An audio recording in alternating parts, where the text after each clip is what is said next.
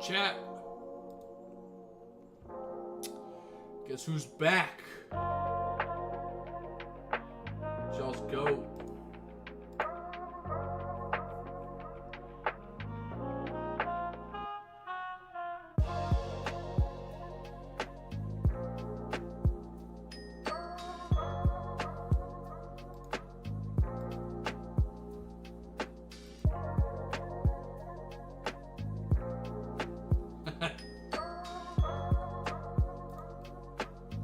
Watching my stream on YouTube, and like the thumbnail for my last stream I did was it's a pair of Fortnite shoes. I don't know why that was so funny to see.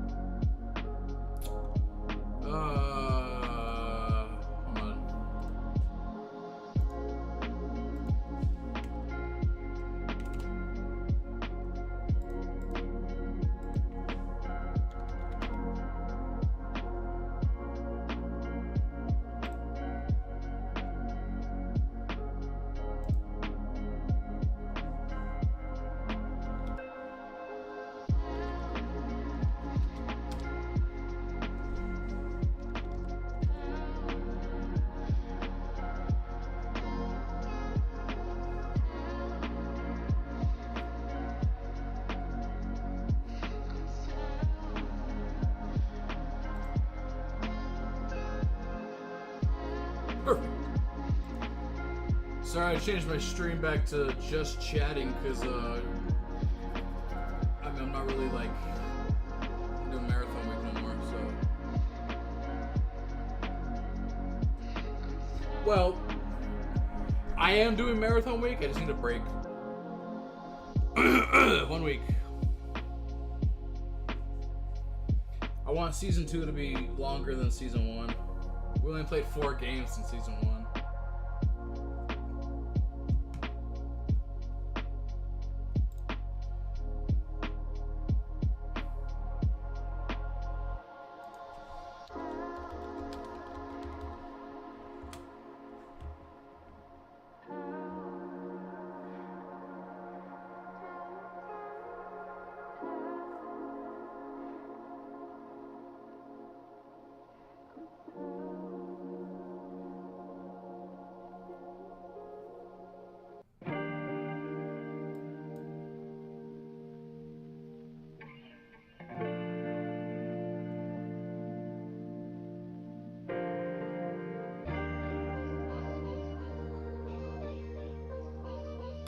I'm looking for some games, chat. I'm looking for some,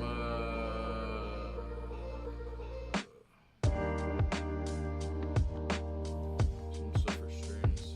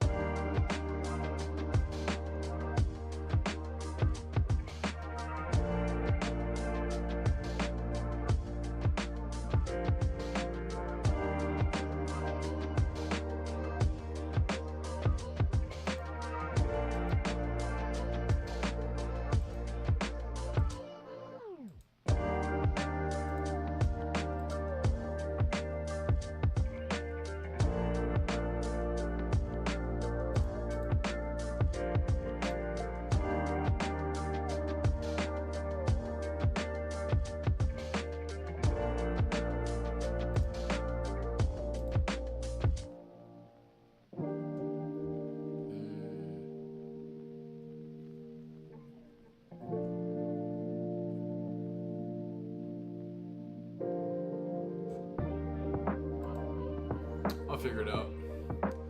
So, chat, not gonna lie.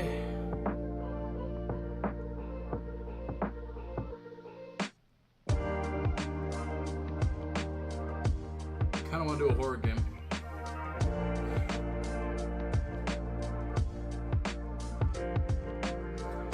I think today should definitely be horror themed. You know what I'm trying to say? The past.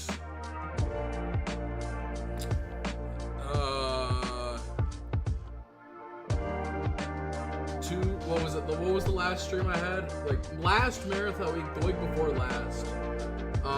We had some spooky stuff going on, and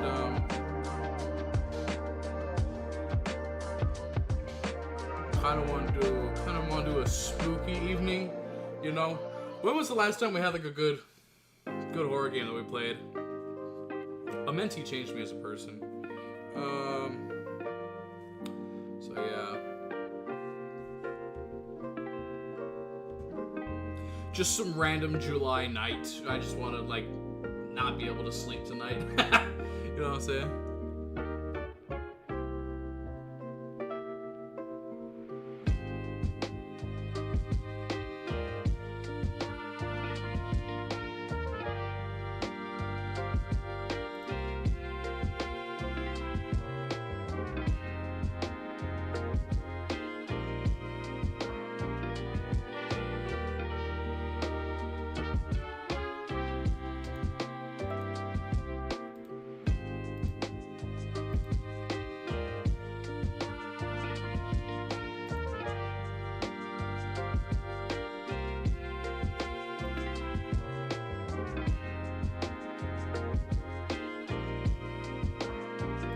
I'm looking on Steam. Let's see what we can find.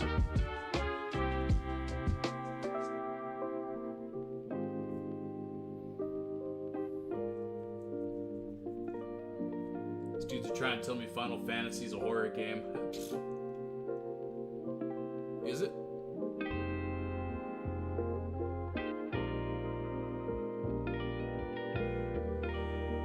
Maybe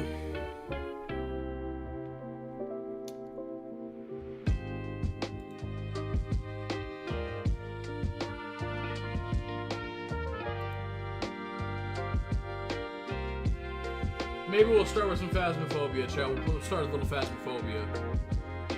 See where we get from there. Black Ops 2 is a horror game? Low key? Low key?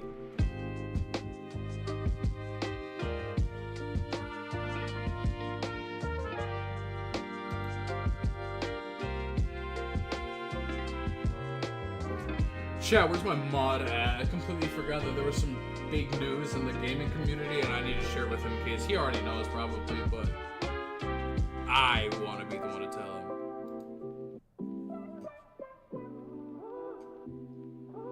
Is this Schrodinger's cat? This is like the one song on this playlist that I don't like.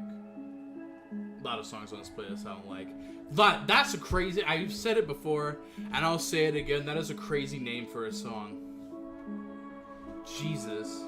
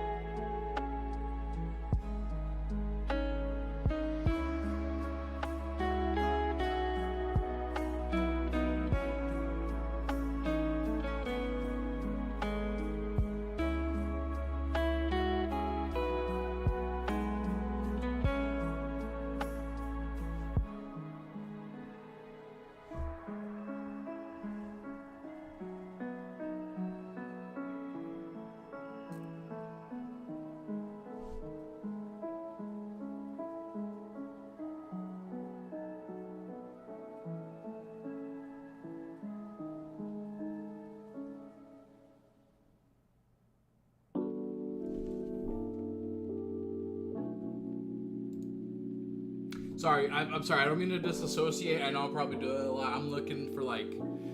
I need spooky things, chat. Spooky!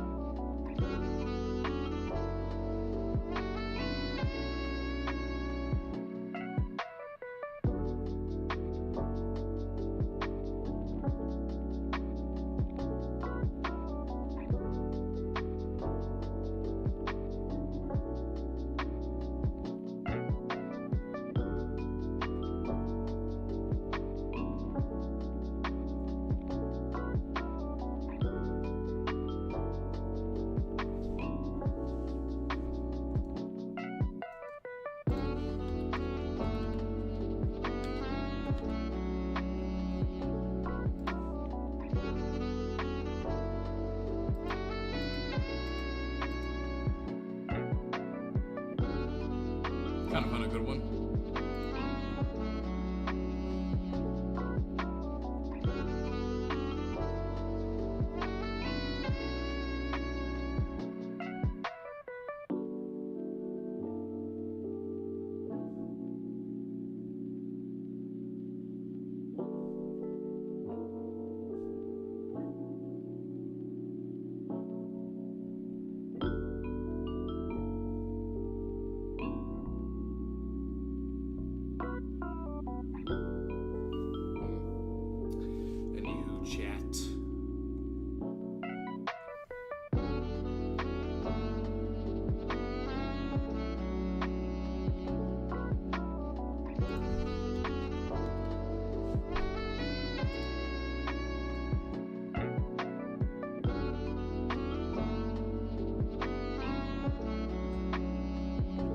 was stupid. Why did I play that?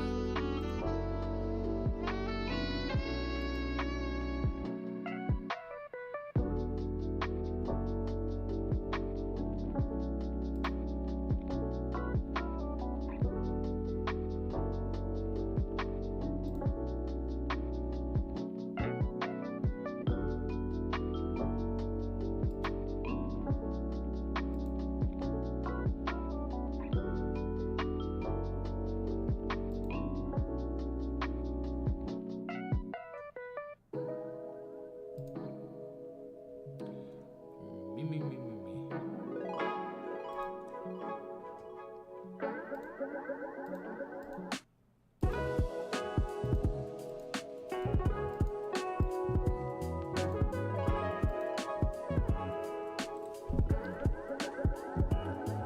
Maybe I'll wait for my mod to come in here. He'll help me choose.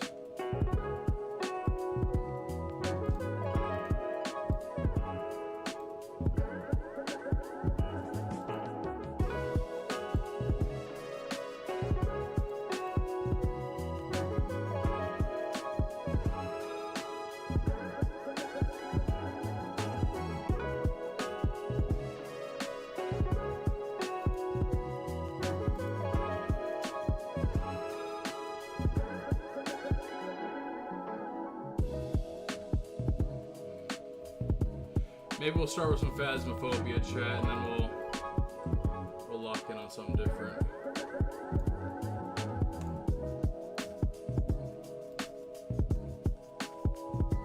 Oh, he's here! Everybody, give it up for the GOAT. He's here.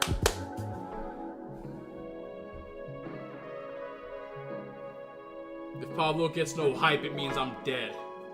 If this man has no fans, it means I'm gone. I don't know.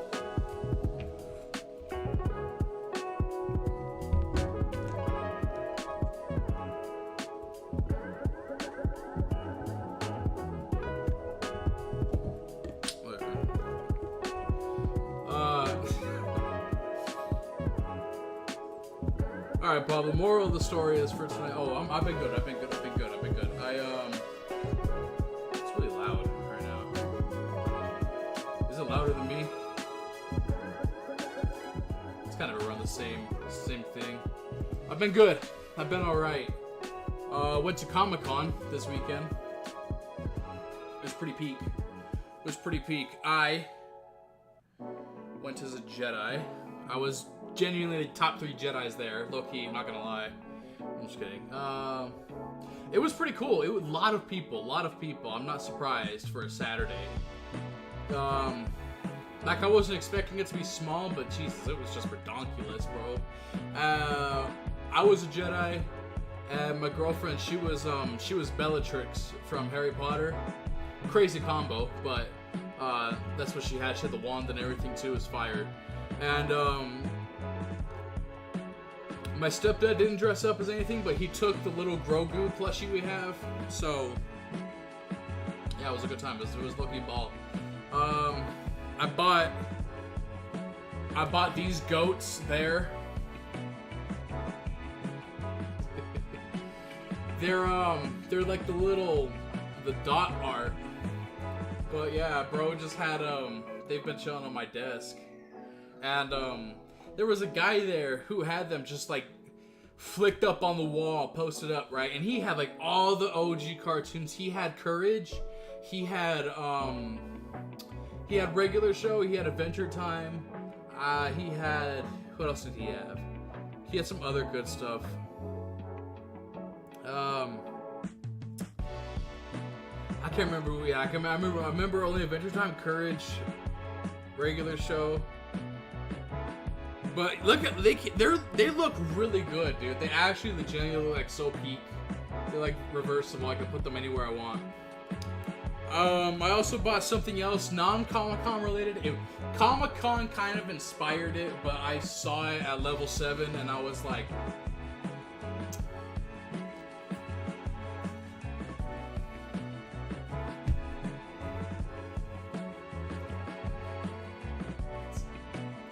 may or may not have bought a Boba Fett helmet.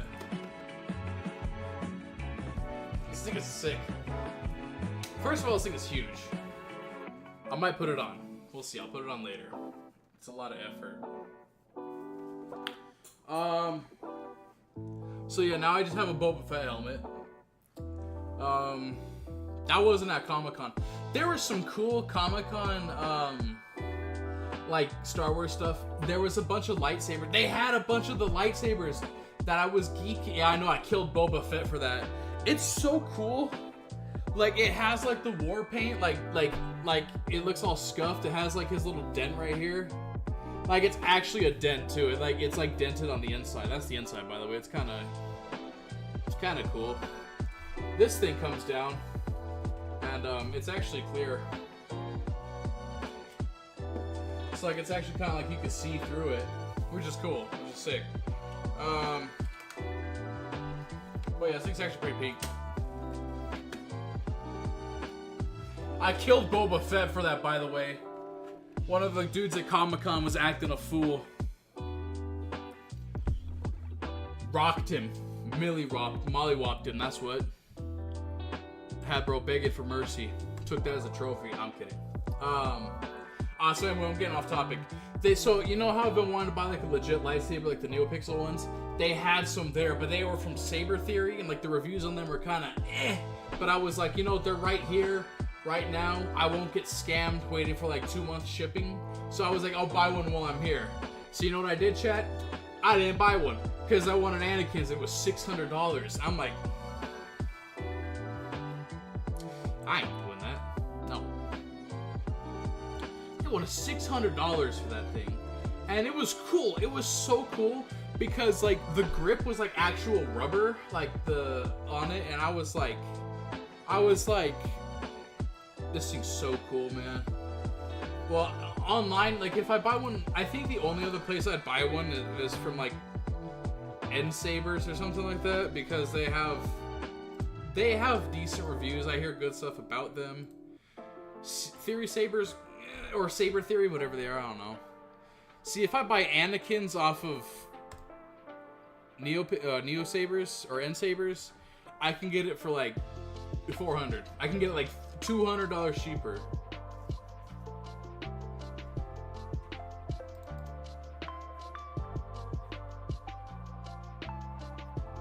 Anyway, it was really cool. It was really cool because they had like Mace Windu's, and they had Ahsoka's from like the series. They had Obi-Wan's, which when I held their Obi-Wan lightsaber, that was skinny and it was like holdable. And I was like, okay, but when I buy a little Amazon Obi-Wan saber, this thing's like a thermo. It's like a hydro flask. That thing was huge, and it sounded so stupid. It sounded like a Manscaped. So I was like, should I buy Obi-Wan's? And they were like $600. I'm like, you know, I got my Amazon ones. I'm good.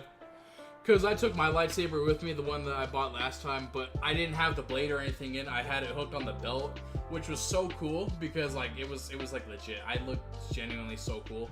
And downside of my costume, the biggest downside. Do not ever. I'm telling you this as your mentor of Comic-Con. Never go in $50 Amazon boots. Dude, those things suck. My feet hurt so bad after that. No support whatsoever in those things. They're like faux leather, and they had just like the only support was just the base. And it was like I was walking on like I would had support, like they were mad comfy, low-key. The whole costume was so comfy. But it was hot outside, but once we got inside it wasn't too hot. But it was like do I yell?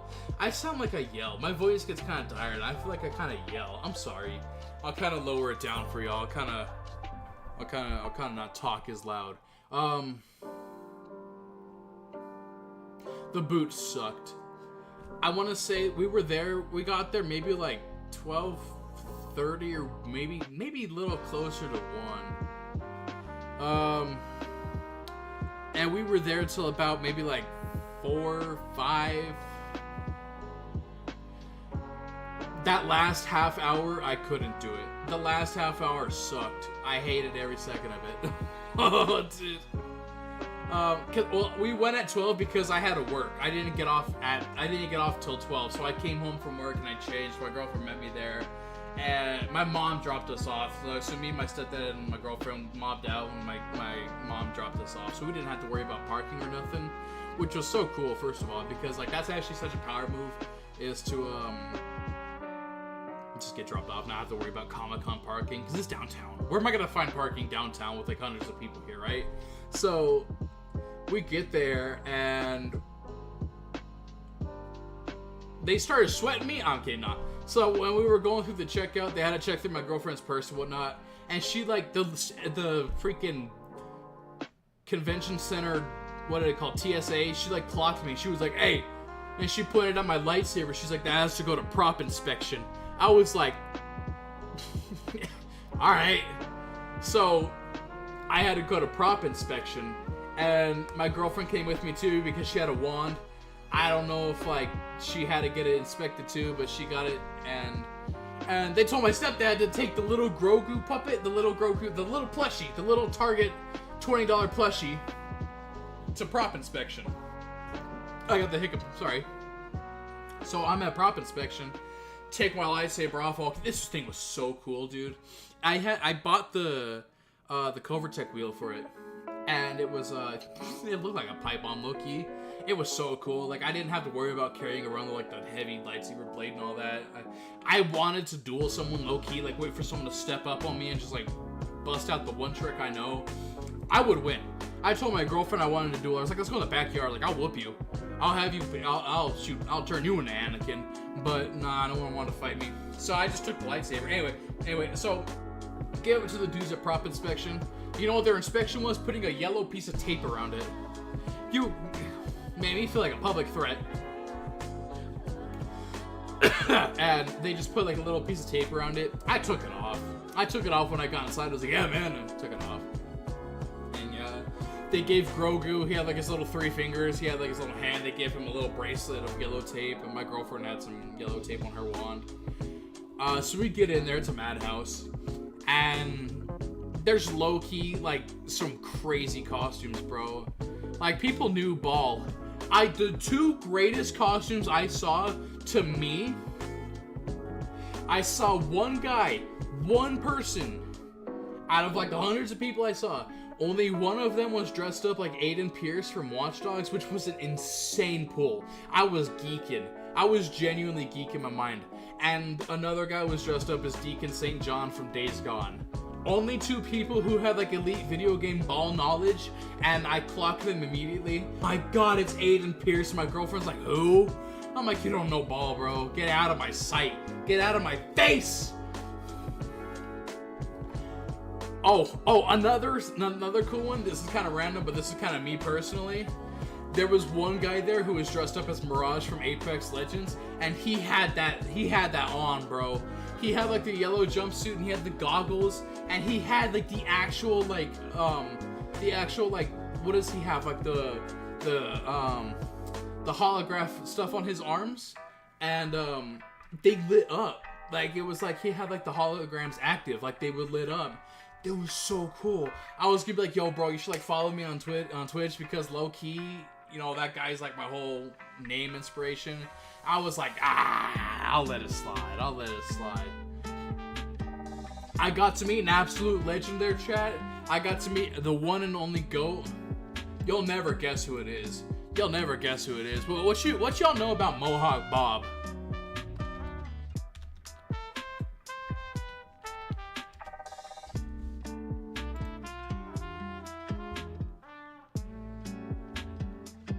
This is so stupid. I can't believe I met Mohawk Bob. So Mohawk Bob is this guy that we follow on Instagram because he's like, he has his. First of all, Rob Schneider was there. That's a crazy person to be at Comic-Con. But Rob Schneider was there. But this dude, he had like the mohawk, and he had Mike Tyson on the side of it, bro. Where is it? Yeah, he had Mike Tyson on the side of it. He's kind of notorious about like putting stuff on his like Limp Bizkit. He's got he just like paints his mohawk, and it's so cool. And so we were just walking around, And my girlfriend's like, oh my god. She like genuinely like screams, oh my god, look, it's Mohawk Bob. No clue, I completely forgot this guy is based in Colorado. And I was like, what? That was crazy. So I took a picture with him. Greatest picture of my life. Yeah. I didn't get to meet John Cena. No clue where he was. I didn't see him. I didn't get to meet John Boyega or Brendan Fraser. I unfortunately got to see, what's his name? Brandon Rogers. What you guys know about Brandon Rogers, the guy from Vine? That was crazy. I can't believe he was there. My girlfriend was geeking. She took a stalker photo of him. Rob Schneider was there. Rob Schneider's a crazy person to have at Comic-Con. Like, bro, you're like... You're the dude in Animal. What? Yeah, so it was really cool. I got to take a picture with some Mandalorians. And, yeah, I'll show you guys the pictures. If I can. Look, this is cool. Here's a picture of Master Chief with the Mandalorians. That's pretty cool. That was actually kind of ball.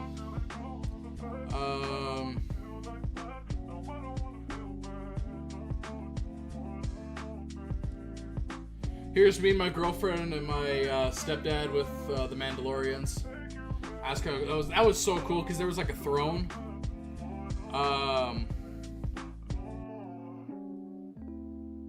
Here's us with... Oh, dude, this dude was dressed up as Obi-Wan. He was so cool, man. That's us and, what's her name? Sabine from Rebels. And there was an R2, bro. Laura Acura R2, bro. It was sick. Mystery Machine was there.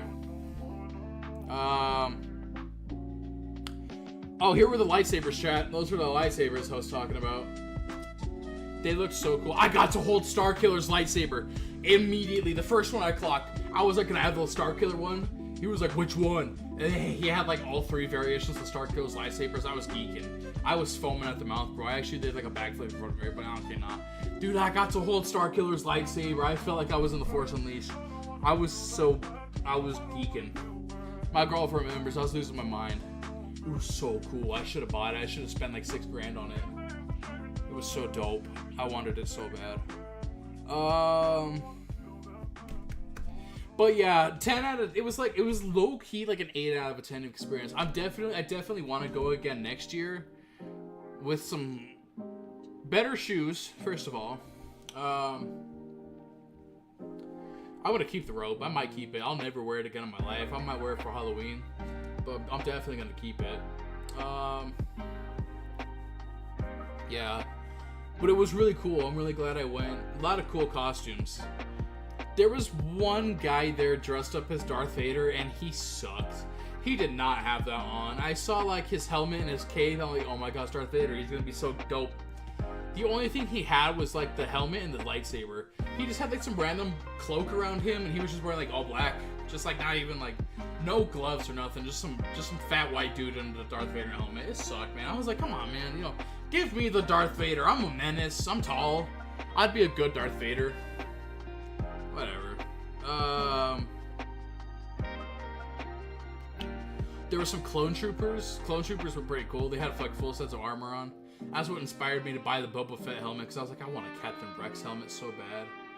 A lot of Rays. Very much a lot of Rays.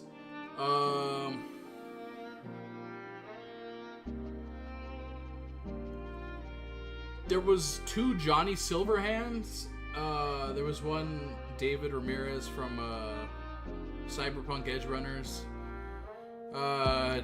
Days Gone, Deacon St. John, Aiden Pierce. Who else was there?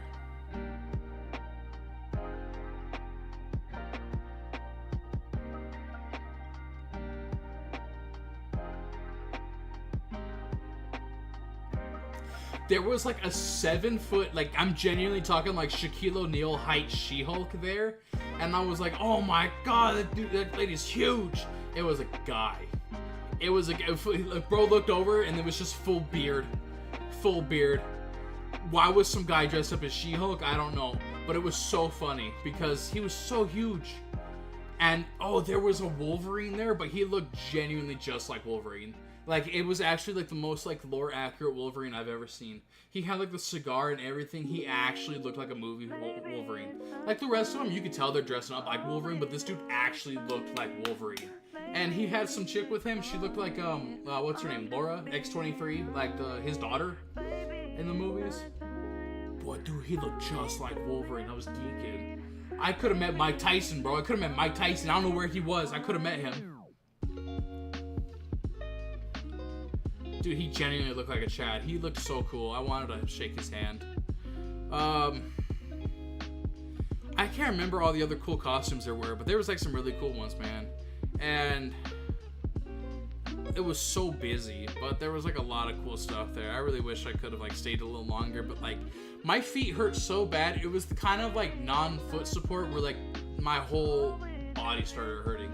Like that last 15 minutes, it like spread all the way through my legs, like up to like my lower back. I was like, I gotta get out of here. I can't do this. I was in so much pain. But yeah, it was really cool. I'm glad I got to. There was someone dressed up as Lemon Grab from Adventure Time. That was so stupid. Yeah, it was mad chill. I definitely go again. My girlfriend had a good time, and my stepdad really liked it. I don't think it's what he was expecting. He's kind of old-fashioned, so I think he thought it was going to be a lot more like comics and like Star Wars and stuff, but it was a lot of like, it was low-key like a lot of anime and a bunch of hoopla. It's really cool though. I think he liked it. I might take him with me again next year if he wants to go. But yeah, 8 out of 10. Minus 2 points for my poor choice of footwear. 8 points for just overall experience. It was so cool. I'm glad I went. And I wanted to live stream it too, just like for giggles. But I didn't know if it was gonna like, cause I didn't have good reception there, and I was like, my stream's not gonna look good. It's gonna look all bootleg and jank. And I was like, watch Twitch, like be like, hey, bro, none of that.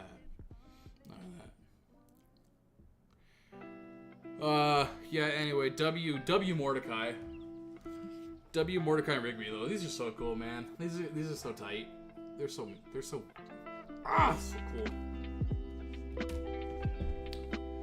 cool. Yeah. Well, chat, what should we? Oh, so Pablo. Oh, first of all, have you heard the latest Xbox news?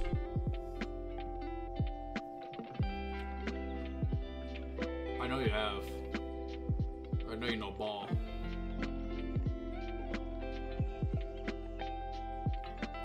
He knows what I'm talking about.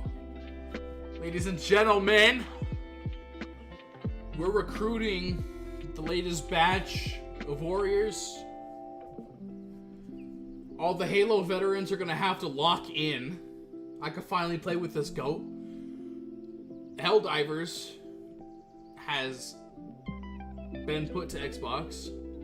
People are pre-ordering it. It's gonna be so cool. It's gonna be so cool, bro. Nothing's stopping us from dominating planets now. Genuinely, like a whole arsenal of players are just battle mobbing, bro. That's so cool. I'm so excited.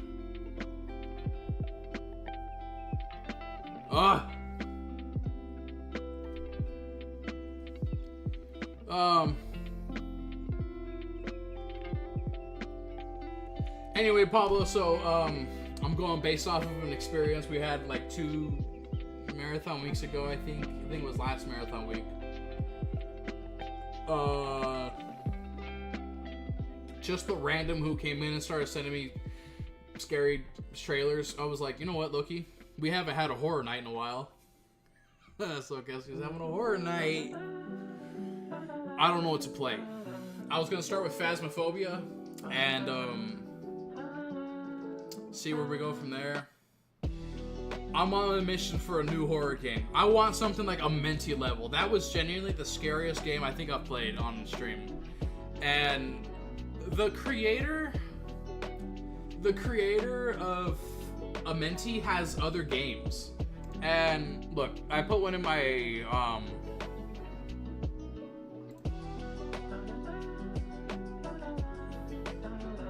oh, hold on. So I saw this one. low-key gonna watch the trailer, not gonna lie. See if it's good.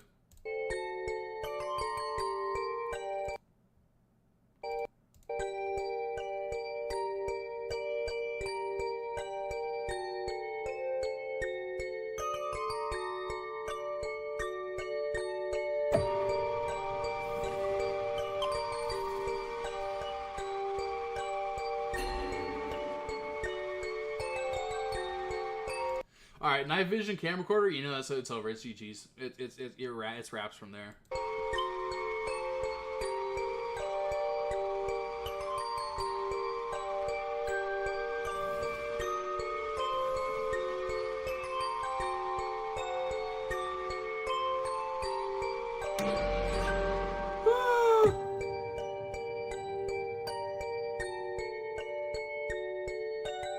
This game looks low key. This game looks light work. Light work. I could definitely do it. It's like a wannabe Outlast, low-key.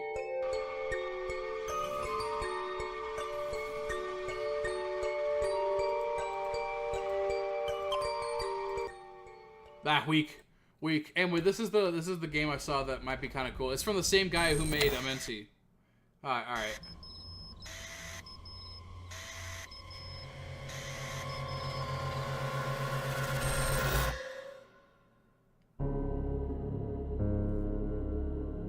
You must be the new night shift guard.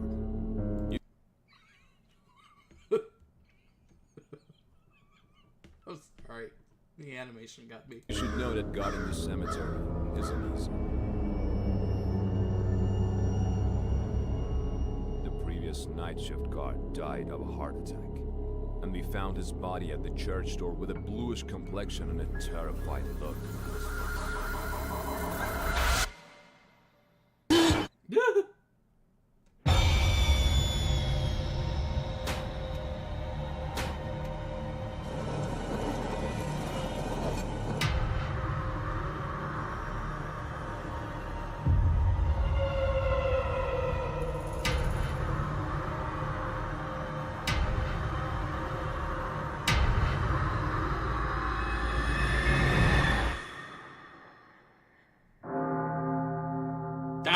Light work. I could do that.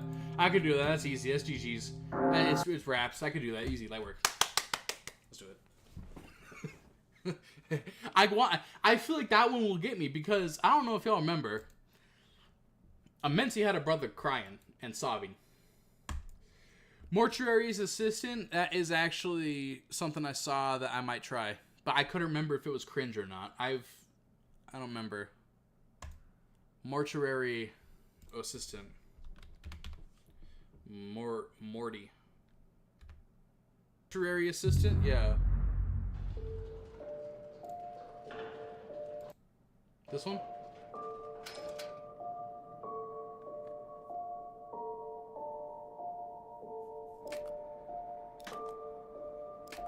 Alright. Rebecca, I'm sorry. I didn't know until it made itself known this morning that it was here, let alone bound to you. I had no way of knowing the possession had started.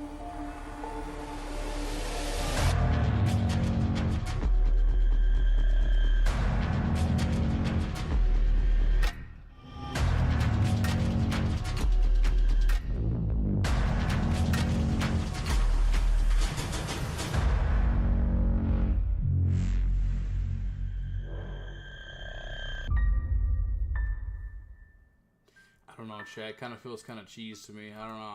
I'll try it, but I don't know. I can't.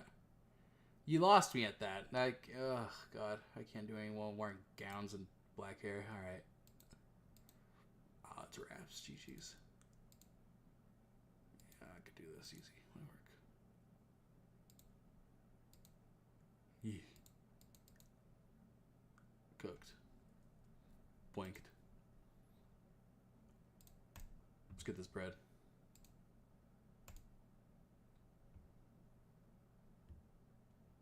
I definitely. We'll see. We'll try it. We'll see. I don't know. I think Graveyard Shift will be good because Amensi really got me, and I feel like if it's by the same guy, same premise, you know, I feel like that could get some good scares. This is light work. I could do Phasmophobia for sure. Welcome back. There's some jobs ready for you. Cooking. Oh shoot. Wait. Oh, this is new. Wait, that's never. Oh dang. Oh. What are these? What? Oh, I haven't played in so long. I don't know what I'm doing. What are these, man? Phantom discovered, Poltergeist discovered.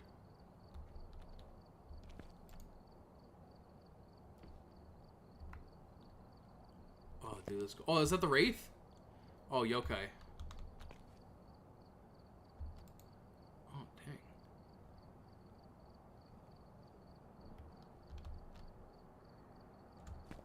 Which one's the Banshee? Because she'd be yelling.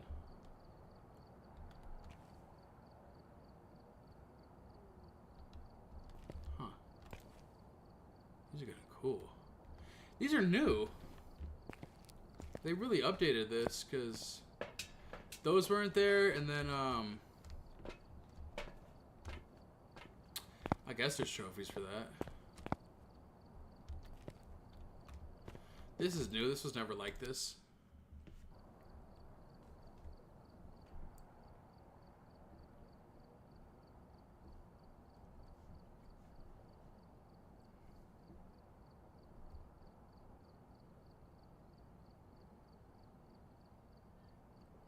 It's hot in here.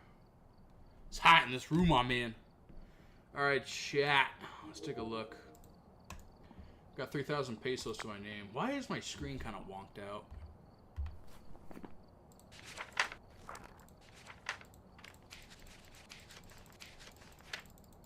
What am I doing?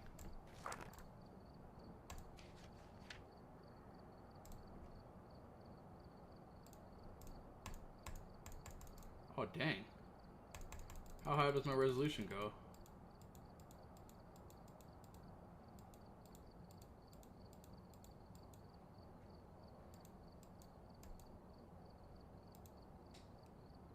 I don't know. I probably shouldn't mess with that. Yeah, let's see. It's just that right there is kind of throwing me off. I think it looks fine. Oh shoot, I got a bunch of cool stuff.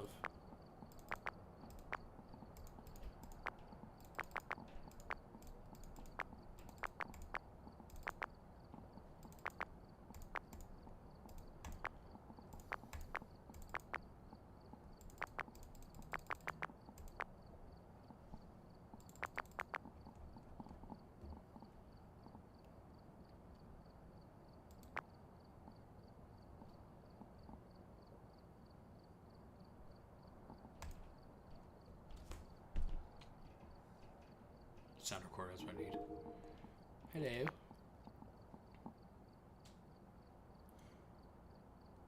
Oh, they changed the sound recorder look. It's a cassette tape thing now, not a stupid microphone. What? That's crazy. Oh, that's so cool. Wait, I didn't know they did all this stuff, chat. What else did they change? Maybe nothing. That's still the same. That's still the same. That's still the same. That's still the same. Alright, they didn't change much. They just changed the sound recorder. Oh, wait. Oh, wait, that's new. Wait, I was thinking of this. Sound recorder. Oh, this uses sound recorder to find and record paranormal sounds during investigations. Successful recordings will record an extra money at the end. Wait, that's new. What? Hold on, that's new.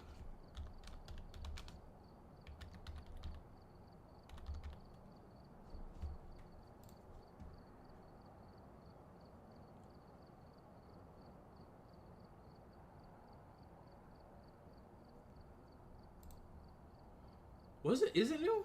Or have I just not... Do I not remember this?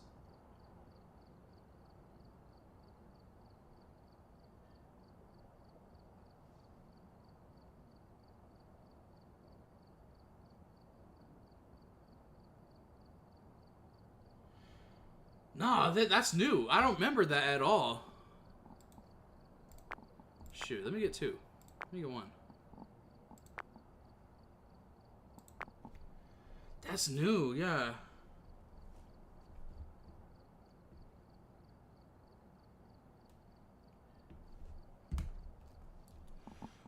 Yeah, let me get 1. Let me buy 1, low-key.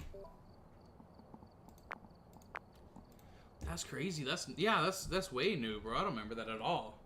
Okay, so we got 2 dots protectors, 2 EMF. We got EMF. We got a flashlight, ghost writing book, spirit box, thermometer, UV light, 2 cameras, 1 firelight, no headgear because I don't need that. 1 lighter, 1 incense. Got 2 motion sensors. Got 2 salts. I got 2 tripods. Do I have 2 dots? Yeah, I do. 2 dots. Sound sensor, now with sound recorder, sanity meds, snalt, photos. I think I'm ready.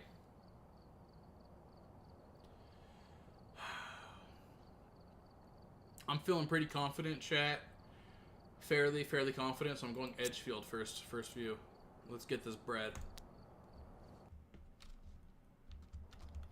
Oh, this is new. Wait, yeah, they really changed stuff, man. Look at it. Hello? Hello? Hello, speak to me, because I play. Oh! Oh, what? Record? Wait. This is so cool, dude. This is like Phas. This is like Phasmophobia, bro. This is what I game on, by the way, chat. This is what I'm gaming in. Okay. Well, I kind of want this just for gits and shiggles. This and then obviously that. This is a bad idea. I'll come back for this.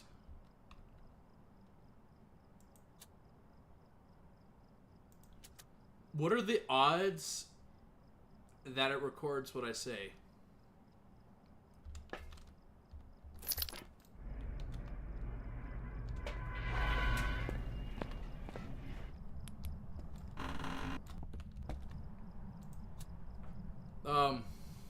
It probably doesn't record anything I say. I think it's mostly for paranormal sounds, but whatever.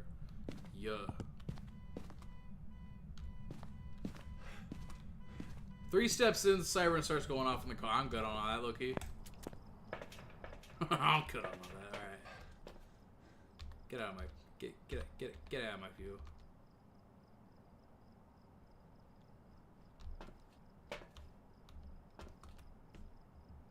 Sound sensors. How do you play off of here?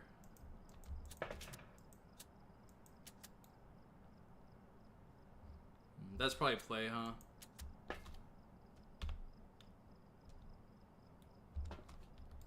Okay, so we need this, and I'll come back for the sound sensor, but let's take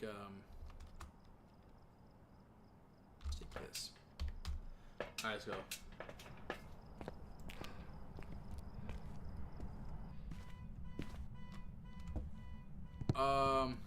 What is your name? Who am I looking for? Jennifer Everly. Yo, Shotty, you here?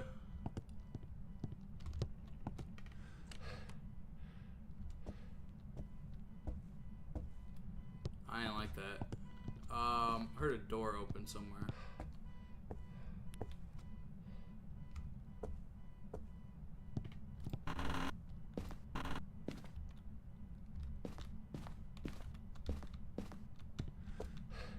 It's probably one of the upstairs doors.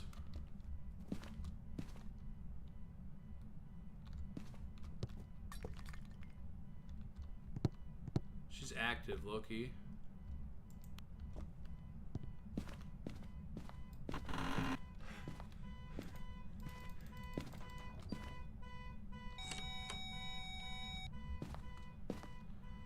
That was new. I have never seen them shake a door before.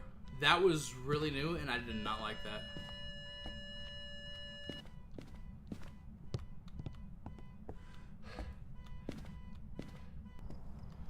Ooh, I don't like that at all. Okay, this is gonna suck. So we got UV. That's goated. Let's see.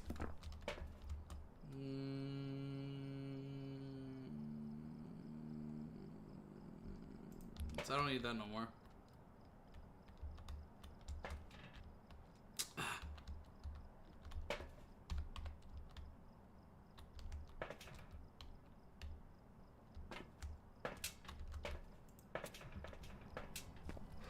Bibbidi wibbidi bibbidi gibbidi.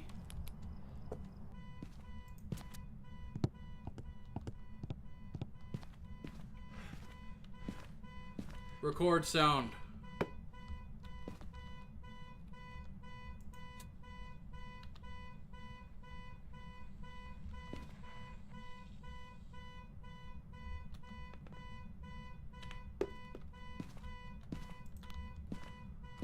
Are you still in here, Jennifer?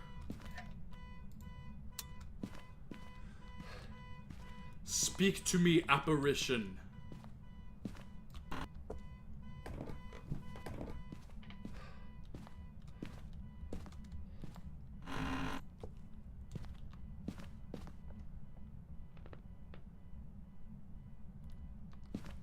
That was a very crisp step down the stairs. Ooh! Did not like that at all.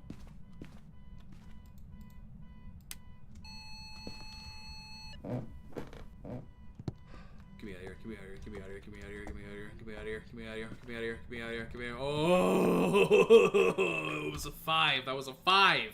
That was a 5. Oh, Jay, I'm calling it now. Calling it now. Calling it now. Well,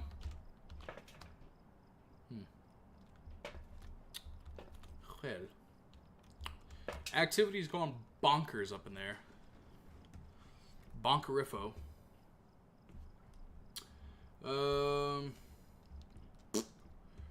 Let's see. What else do I take?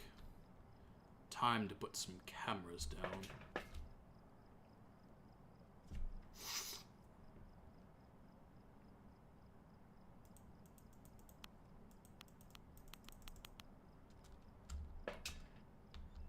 Putting you back and taking you and that was a new sound. So how does this work?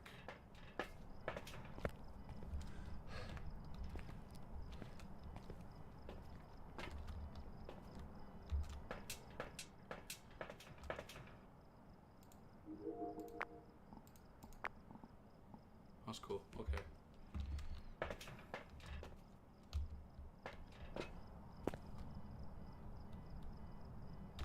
On my way.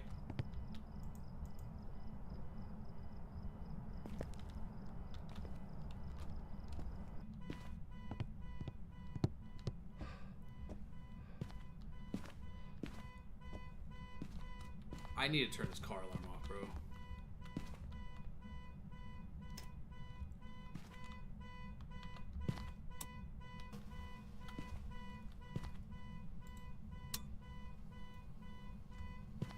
Hello?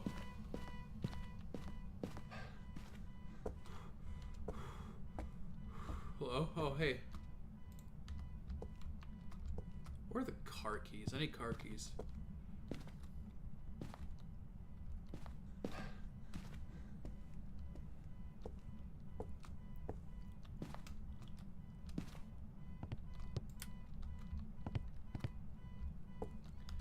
I should be turning every light in this house on, bro. What am I doing? I'm still in the game.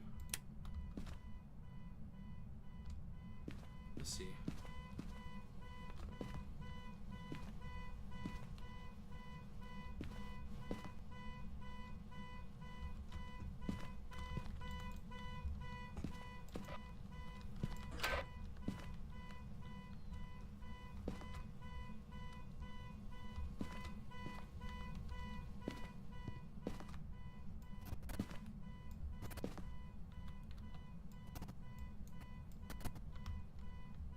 I don't know where the car keys are gonna be at.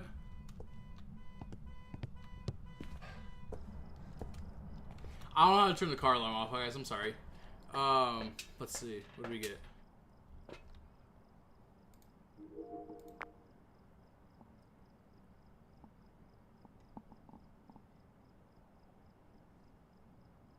should have closed the door.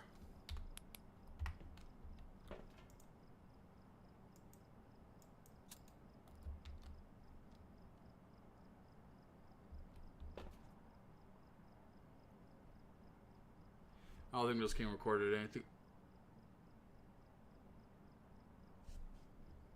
Anything scary.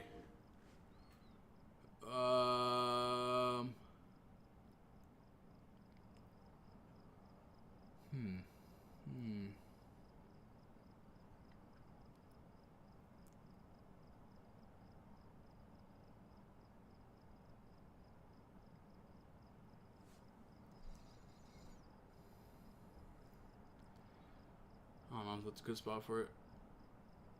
Oh.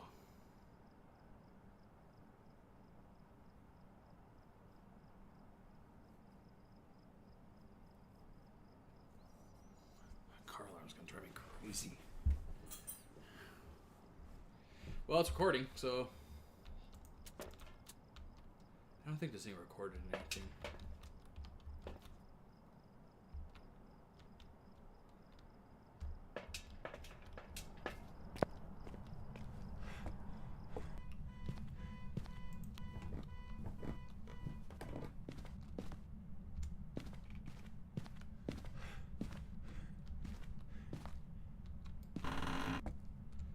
Actually so scared, dude. Like, I'm so scared. Like, what if they change the ghosts? What if the ghosts are scarier?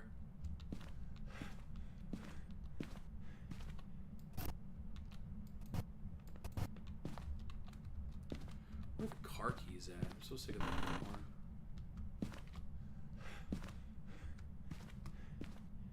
I'm not touching that. I'm not touching that. Regardless of what y'all tell me, I'm not touching that. I will die.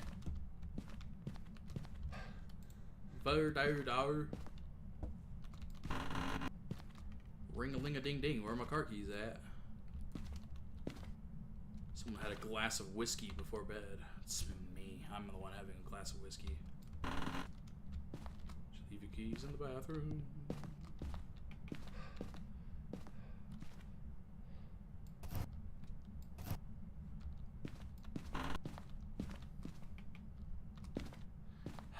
I'm sorry for something to jump out at me. I'm so ready for it. I'm so ready for it! Oh, yeah, let me at it. Come on.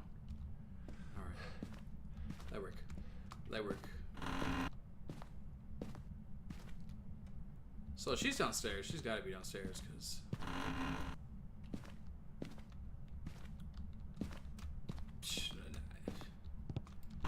No car keys whatsoever. Ball.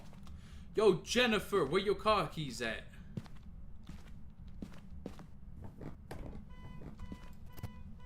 Oh my god.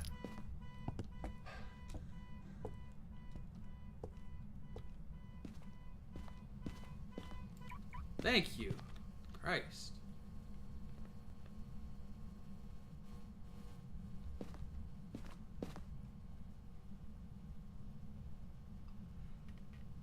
$10 she's in the basement.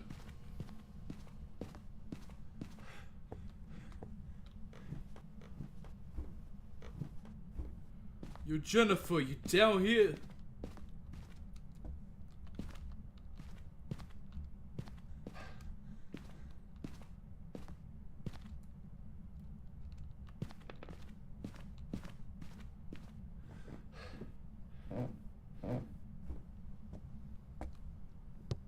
Jennifer.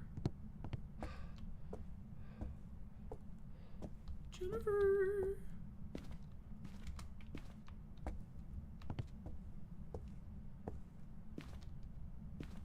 Yo, Jenny!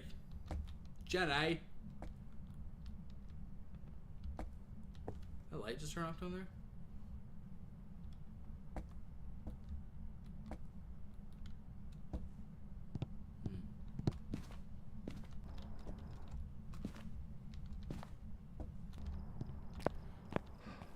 I don't know where she's at now. Oh! Oh! Oh! I could not have walked back at a better time. I could not have walked back at a better time. I actually genuinely could not have walked back at a better time. What? That's crazy.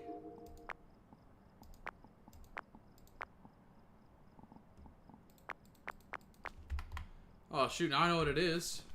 Get me out of here, bro. Dude, no way. I could not have walked back at a better time. And she just turned the lights off. That's crazy.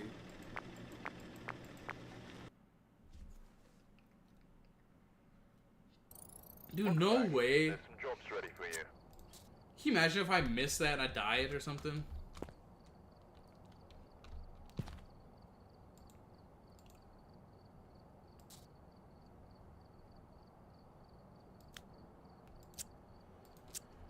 Is there a way to view my recordings that I took? Because that'd be kind of cool.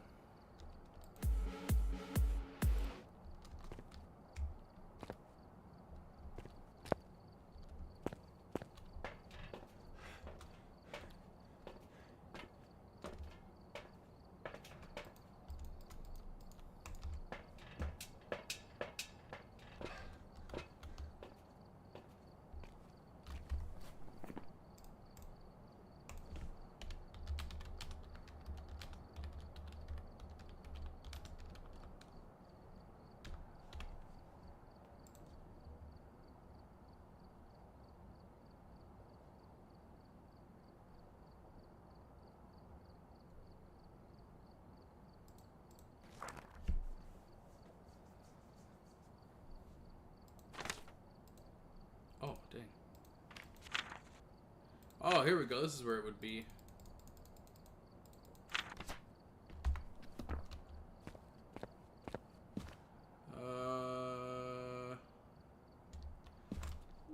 Alright, we gotta do another one. Can't not do another one.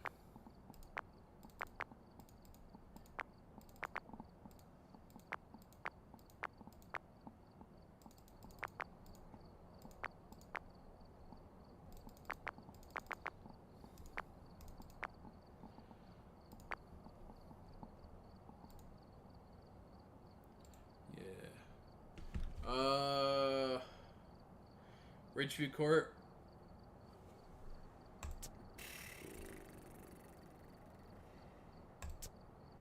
Stupid. Should not do Right. this. Check the equipment and get set up before investigating. Check your equipment, brother. Got the intel. Looks like this is going to be a tough one.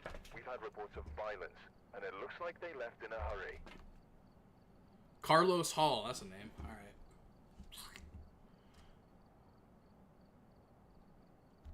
Yeah. Boink, Splinky, Doinky, Yoinky Woinky.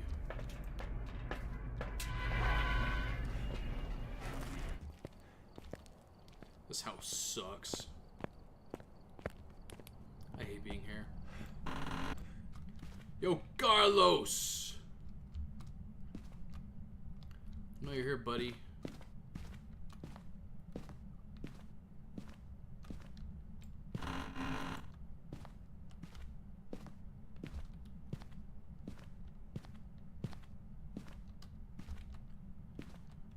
Not afraid of no ghost.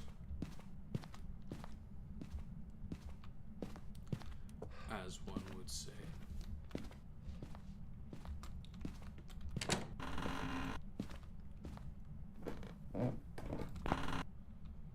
This sucks.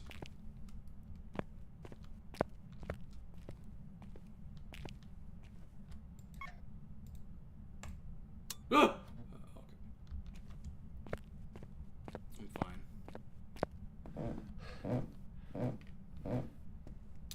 He's got to be upstairs. They're always upstairs. Like 90% of the time they're up here.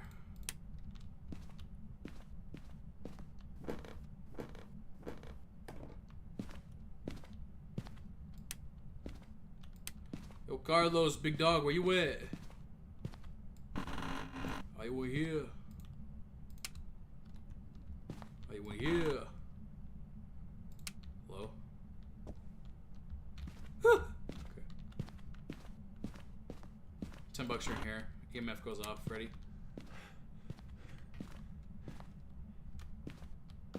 Caught him lacking. He's scared.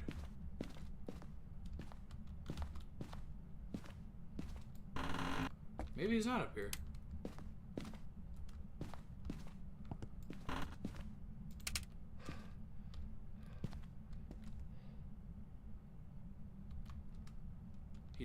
Makarov, by the way.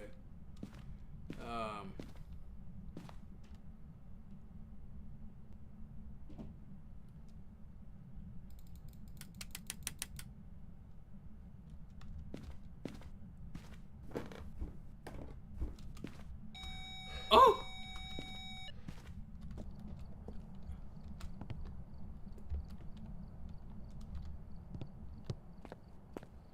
That's kind of scary. Big scary, as one would call it.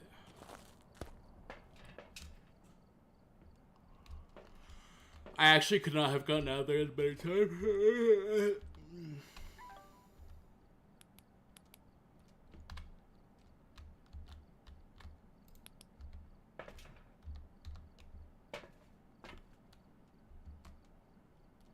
I'll come back for you, I promise. Okay, go.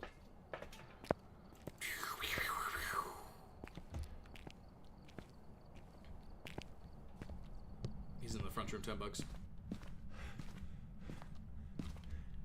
See you throwing stuff around in here, Carlos. You think you're all that, huh?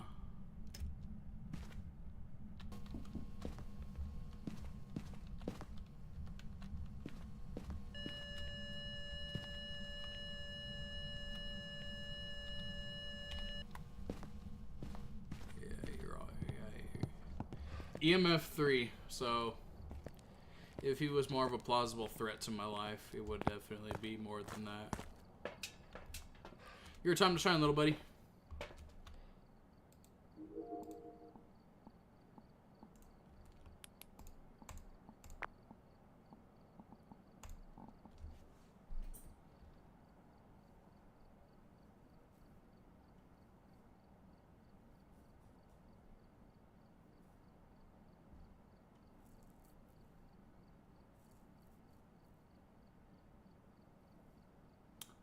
So that's mad crazy, first of all. That's actually insane. Bro has a weapon.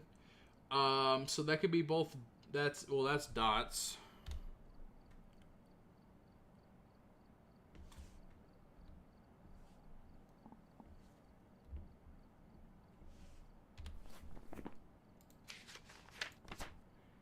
That was crazy. That was crazy. Oh my god. Can I watch them? Please. Unique. I don't need that. It's $2. That's Depa. I did not expect you to. So Big Dog's low-key going. So he's low-key going ham in there. That one's $5. Okay. I'm gonna keep them all. Is this still recording? Okay, cool. All right, I'm gonna go put this in there. See what I get.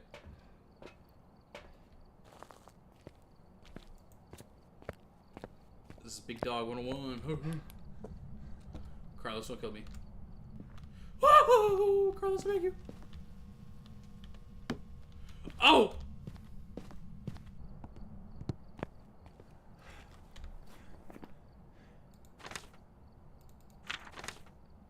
No snouns.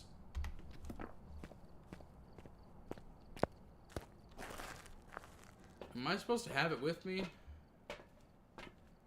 And it records sound, or what? Because...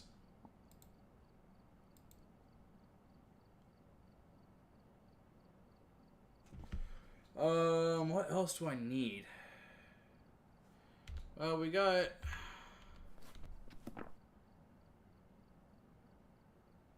Thought I saw a ghost orb. Sorry. So we know he's in there. Let's go check to see if it's a wraith and freezing temps.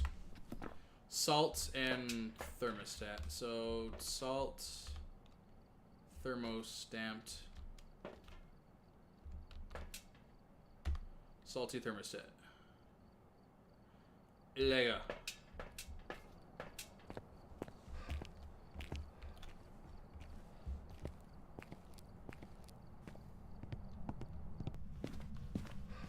Yo, Loki, step in this for me.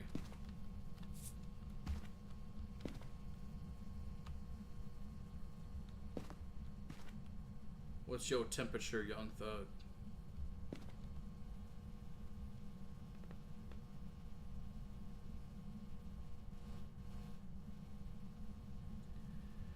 I need it to go below 32.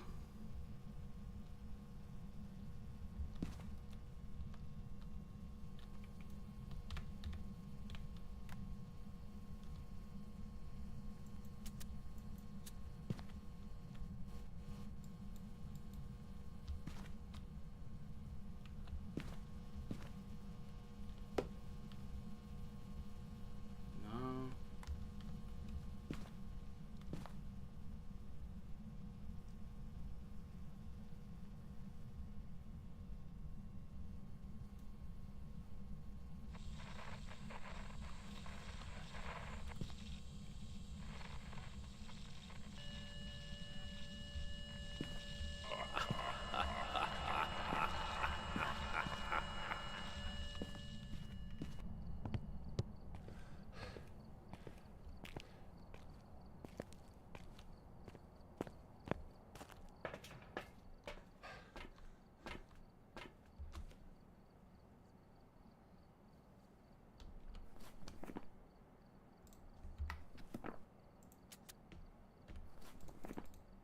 No way that didn't save. No way that didn't save, bro. Y'all heard that, right?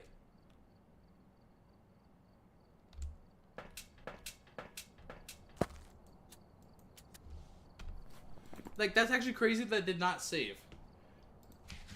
Was I supposed to, like, stop recording, like, immediately after? Or what? I think it's a Wraith. I think it's a Wraith because he walked. And he did not touch the salt. How much did that take from me?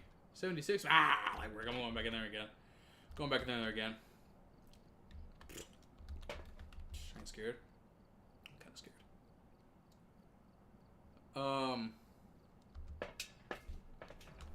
That's actually insane. Nothing saved. Whatever.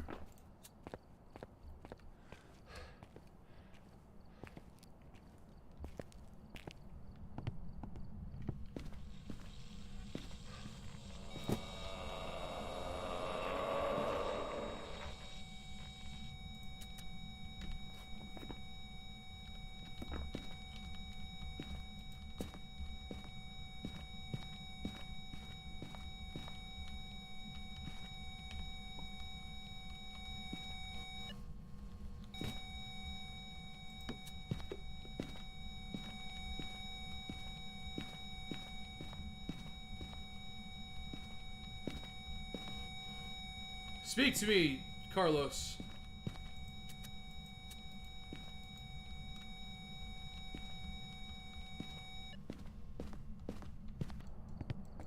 Maybe I don't know how to use this thing. That was horrifying.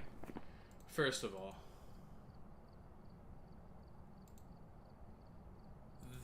That was horrifying.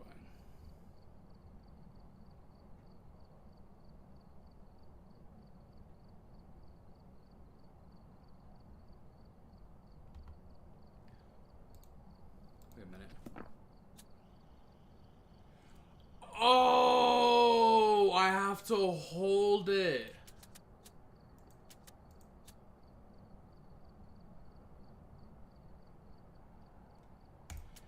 I knew I wasn't doing it right. I was like, I'm not pressing the recording button. I'm pressing just the play button. Like, if anyone here knows how cassettes work, it's me. All right.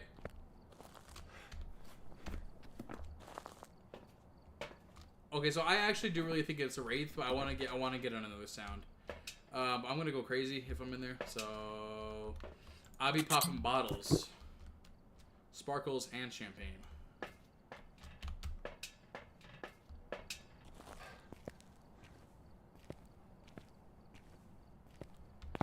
Alright, this is gonna suck.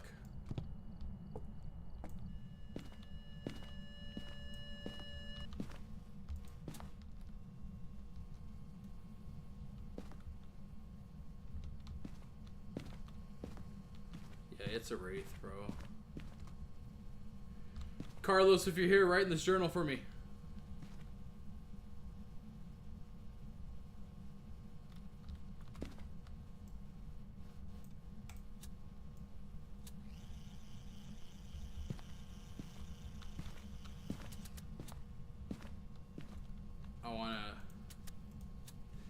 to get one. I want to capture a sound, bro.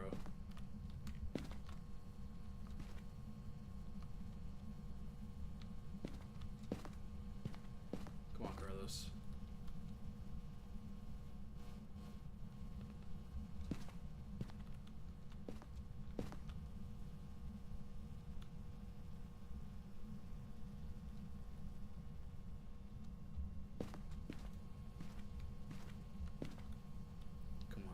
Let me get a sound. Carlos, speak to me.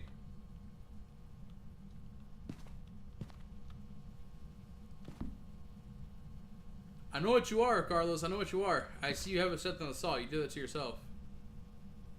I know you're a wraith. I just want to hear you yap. Big dog yap sesh. Come on, Carlos.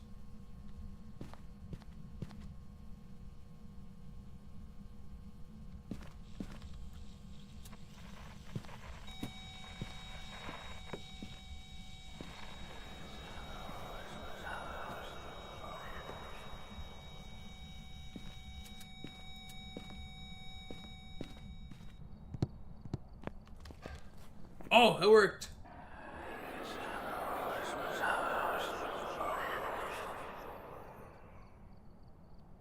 That's crazy. That's crazy. That's so cool. Alright, I'm fairly confident it's a wraith, so I'm gonna get out of here. If I'm wrong, I'm wrong, honestly. That was so cool. I'm glad I got to do that. Alright, let's bounce. Yeah.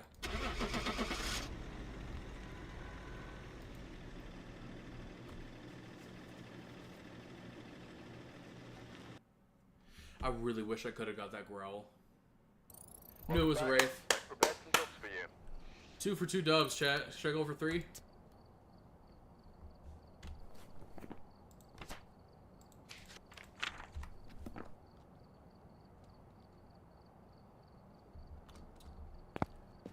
So I'm hearing is I should go for 3.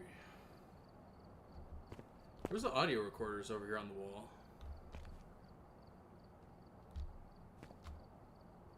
Oh, here they are. Little cassettes.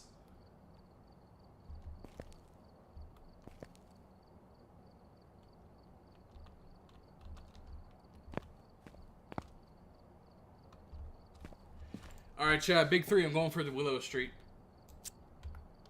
I'm gonna lose. I'm gonna lose. I'm gonna lose so bad, dude. Alright. Alright, we'll do one more. If I win, I win. If I lose, I lose. Either way, I'm gonna take a break after, get some water and stuff. Prepare for our night. And to clarify, it doesn't have to be scary games. If you guys have any other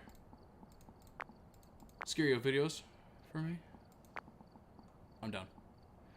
I'm down. Oh, my medicine. I need my medicine because I OD'd in there.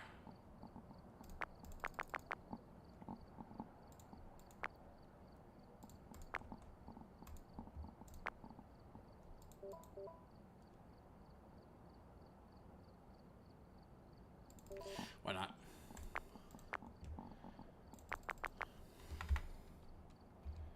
Alright, let's go for this bread. Alright, we're here. Take a look at the equipment and prepare accordingly before starting the investigation. The ghost here seems to be linked to a cursed object. Go and take a closer look, maybe using it to help your investigation. I ain't touching no cursed objects, stupid. I ain't doing that. I'm doing it. Let's get this bread. Her name is Katiana. Katiana? Yo, Thadiana! Oh, Katiana. Let's go.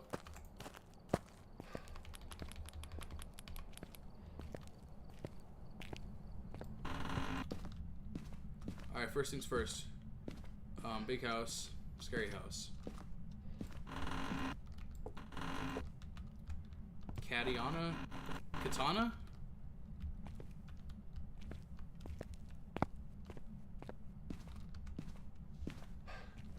Katiana. I'm calling you Katiana. Do not know if that's your name. Cool. Do not know if that's your name.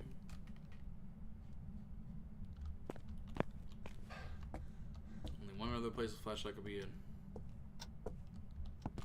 And that is the basement.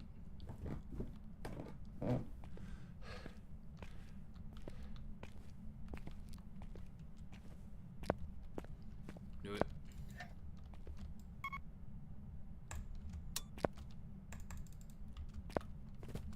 Hello? Hello? Hello? Hello? You in here? Oh, yeah, you in here, alright.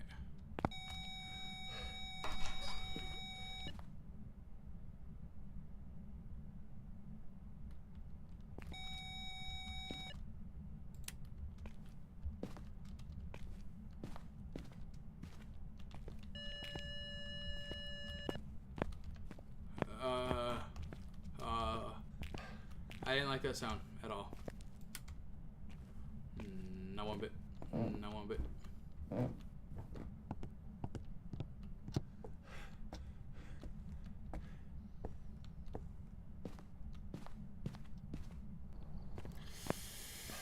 Oh, I didn't like that. I didn't like that, chat. Okay, I'm gonna come back for you. And I'll come back for you. I need you, and I need you. Yeah.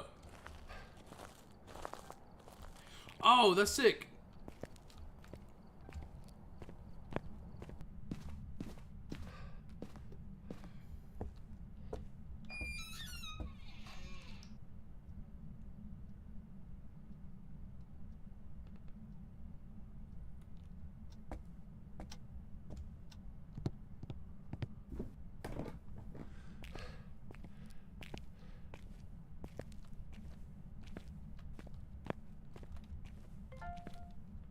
What'd you record? What did you record?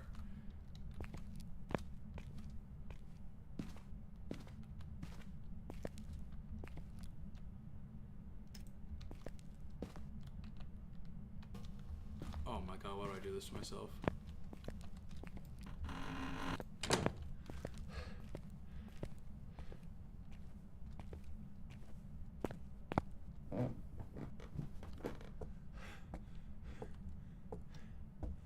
It was probably UV or something on the door, huh?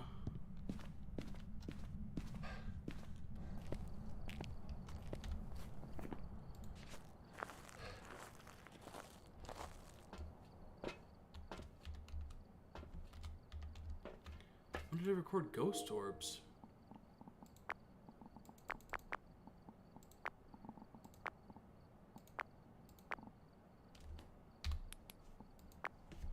It's too bright in there. I think she's actually out in the hallway. I don't think she's in that room.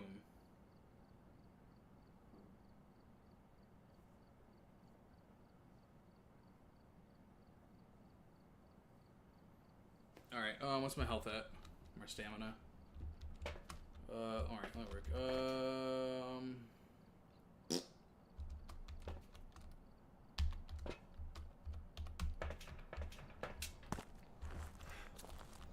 Alright, chat, type W's if you think I'm gonna win.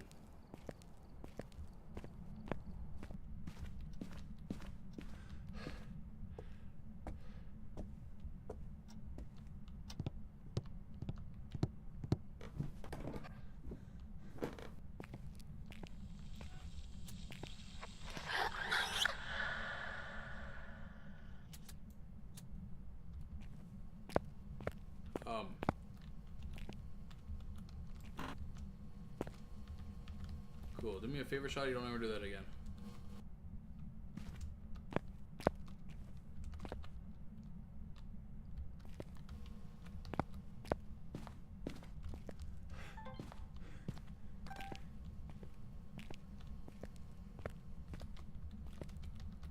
I'll be recording, Loki.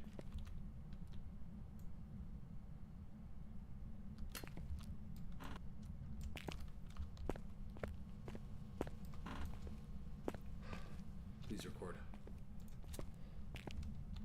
You want to say anything else to me before I leave? Alright.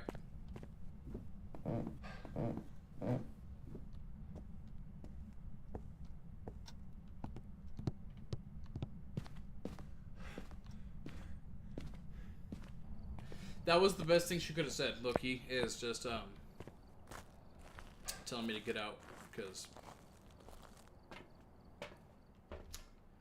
I had no business being there.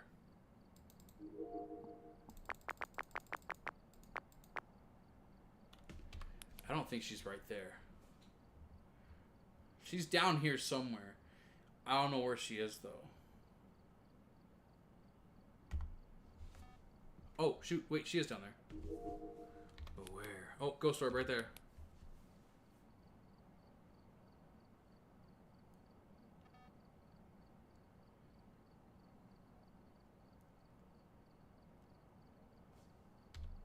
Oh, there we go. Oh, shoot, wait. It's a good video to get. It's a good video to get.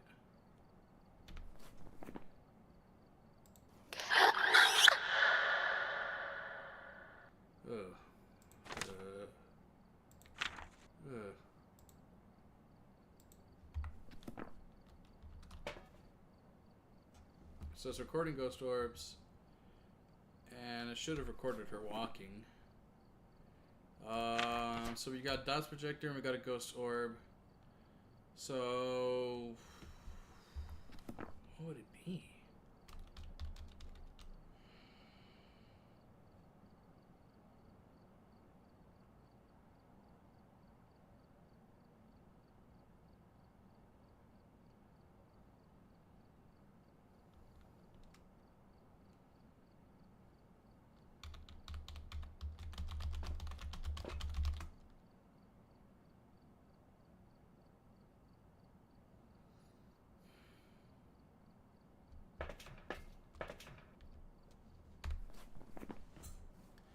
Banshee scream into the walkie-talkie, or the parabolic mic. I don't think it's an EMF 5, because I feel like it would have gone off already, but I haven't been down there without with EMF. I don't think it was UV, then again, I don't think the camera picked up any UV. We could do ghost writing. I don't know if I really want to do a spirit box. I might. Alright. I kind of want to take this again. Just because it's cool. Okay, I'm taking this, and then I'll take... Alright, I'll leave you behind for a moment. And then I'll take this.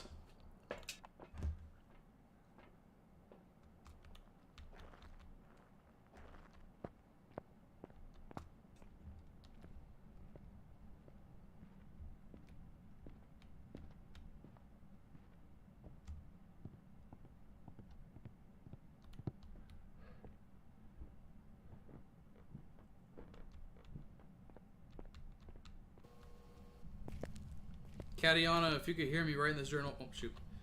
Katiana, if you could hear me write in this journal for me. And, like, scream into this if it's you.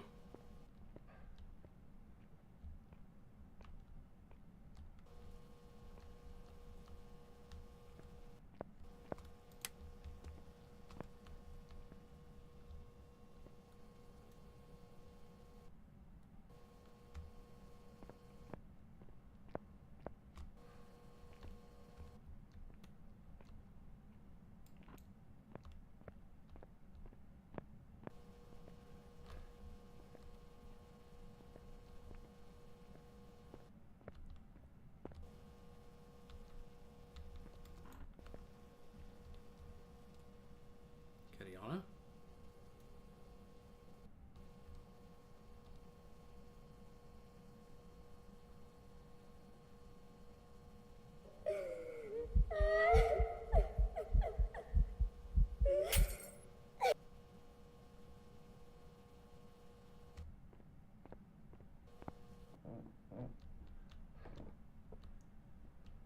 That, my kids, is what I call my cue to exit.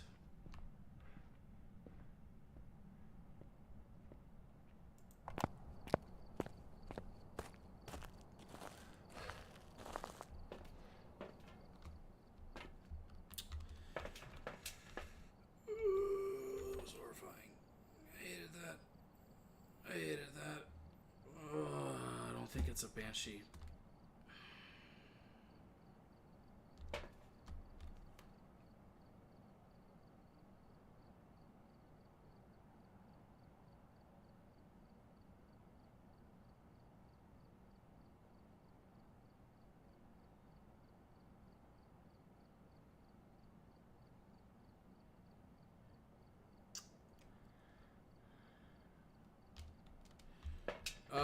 Okay, temp and...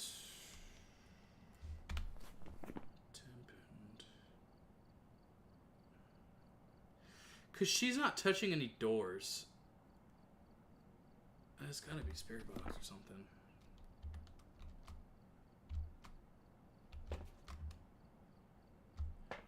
You have been temporarily replaced.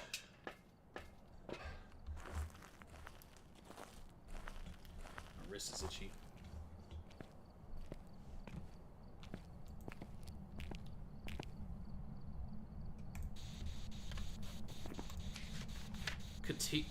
Catiana? It's Catiana, right? It's gotta be.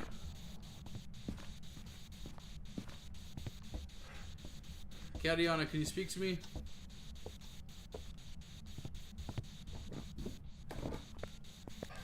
Are you here, Catiana?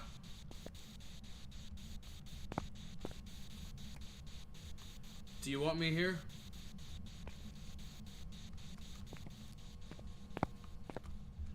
This one's a sus one, but it always gets them. How old are you?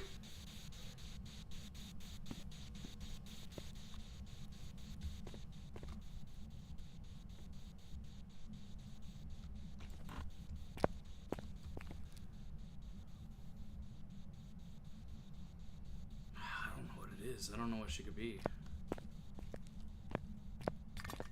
That's going up. This is going up.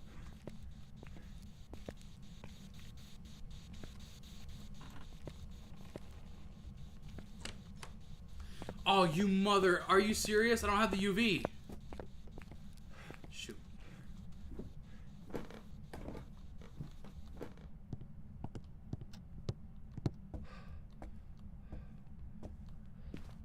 I don't have the UV, Catiana. I'll be back.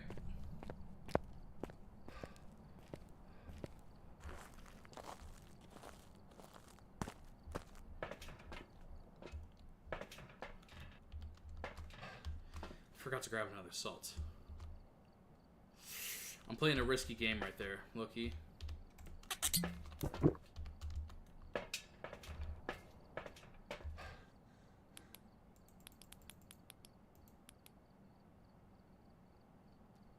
Okay.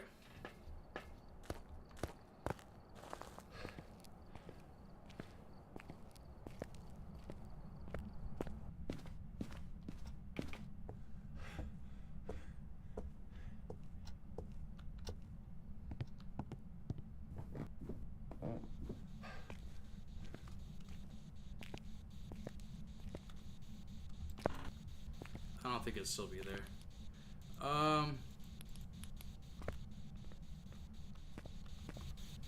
Catiana, can you touch another door for me?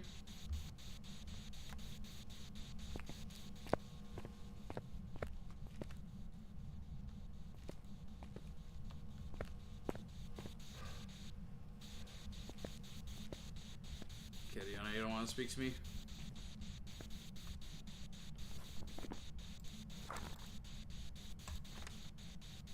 Hello?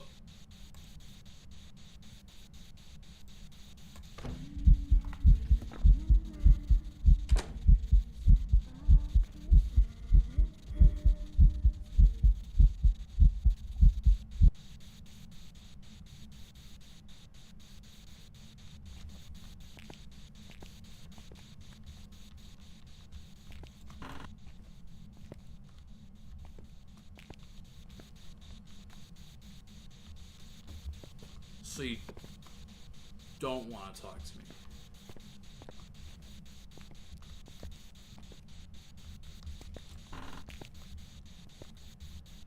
Can you just open the door for me again? Or like, give me another, like, piece of evidence? You want to tell me how old you are? Or if you're friendly?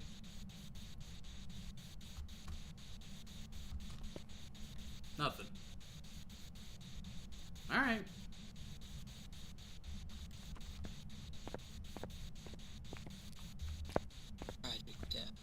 Alright. Yep, that's what I needed. That's the last piece of evidence I needed. Thank you. Please let me live.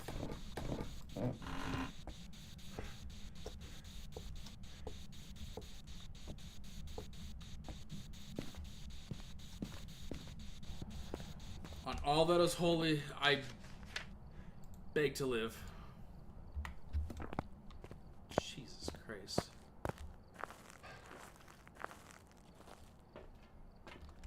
Oh, scary.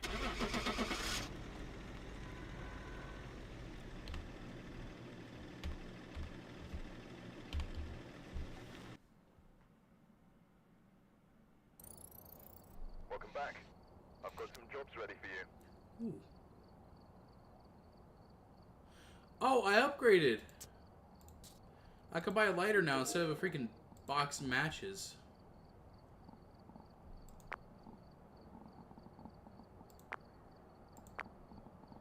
They want 500 upgraded to a lighter, by the way. Y'all, my hammer, what? Oh, that's crazy. Dude.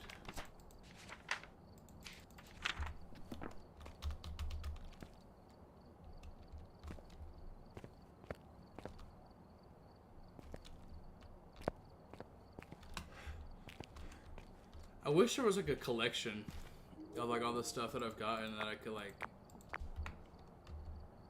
watch, you know? Like, I feel like that'd be cool.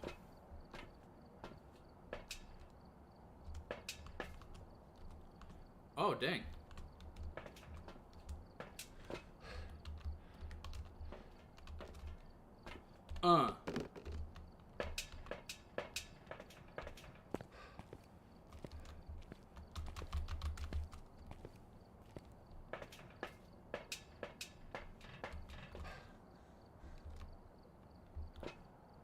What y'all know?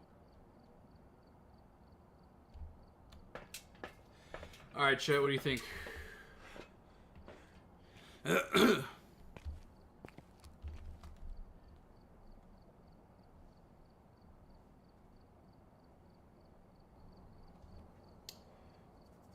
I think, me personally, it's time for a water break.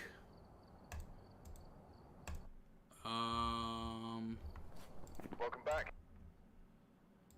Yes, water. Water, I'll be back.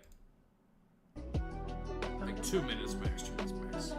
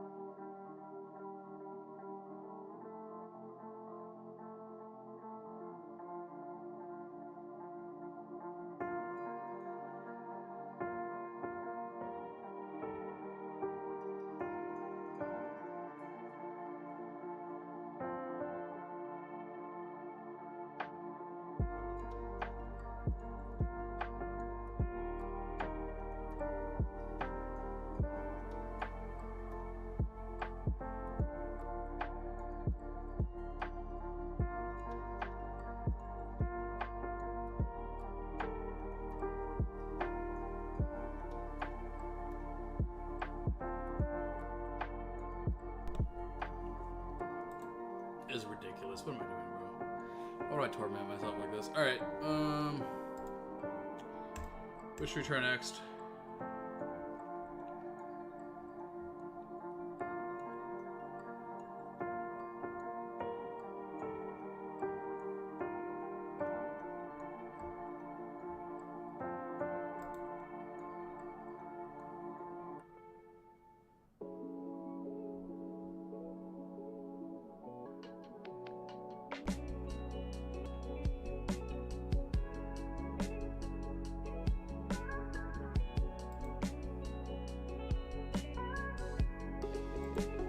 Sometimes I be driving, chat. Sometimes I really do be driving.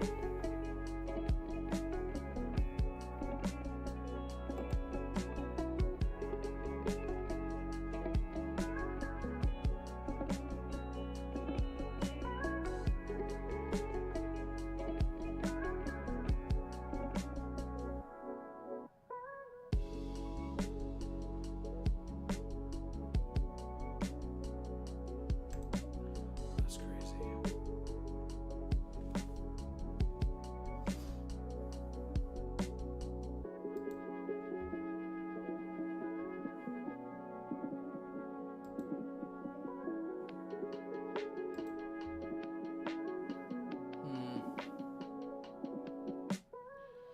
Let's see.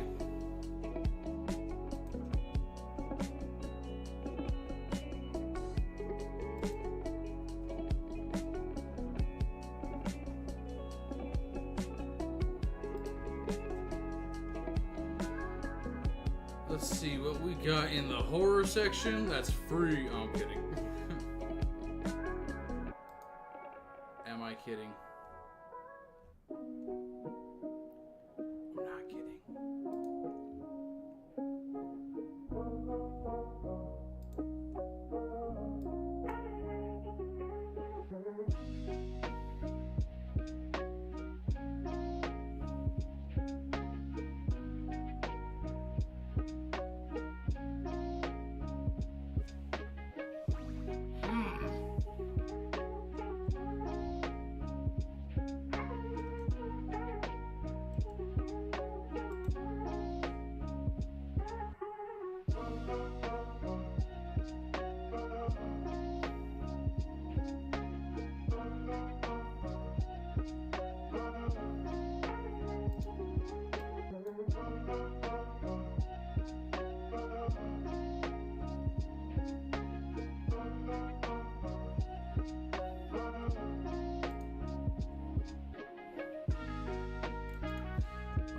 What is this?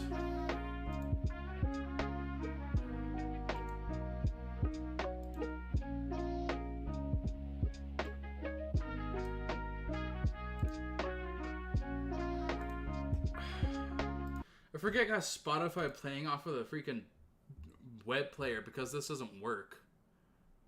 Whatever.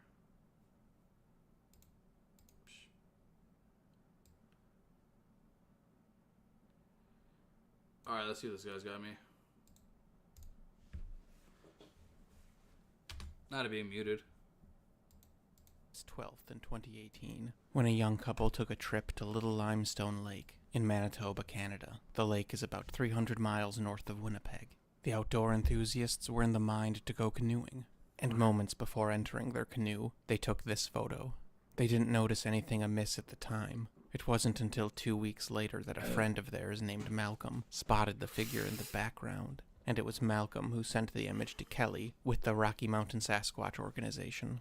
Malcolm went on to say that he's had 4 Bigfoot encounters in that region, spanning 36 years, and he says that the figure in the photo Loki looks like Rains Falls from Red Dead.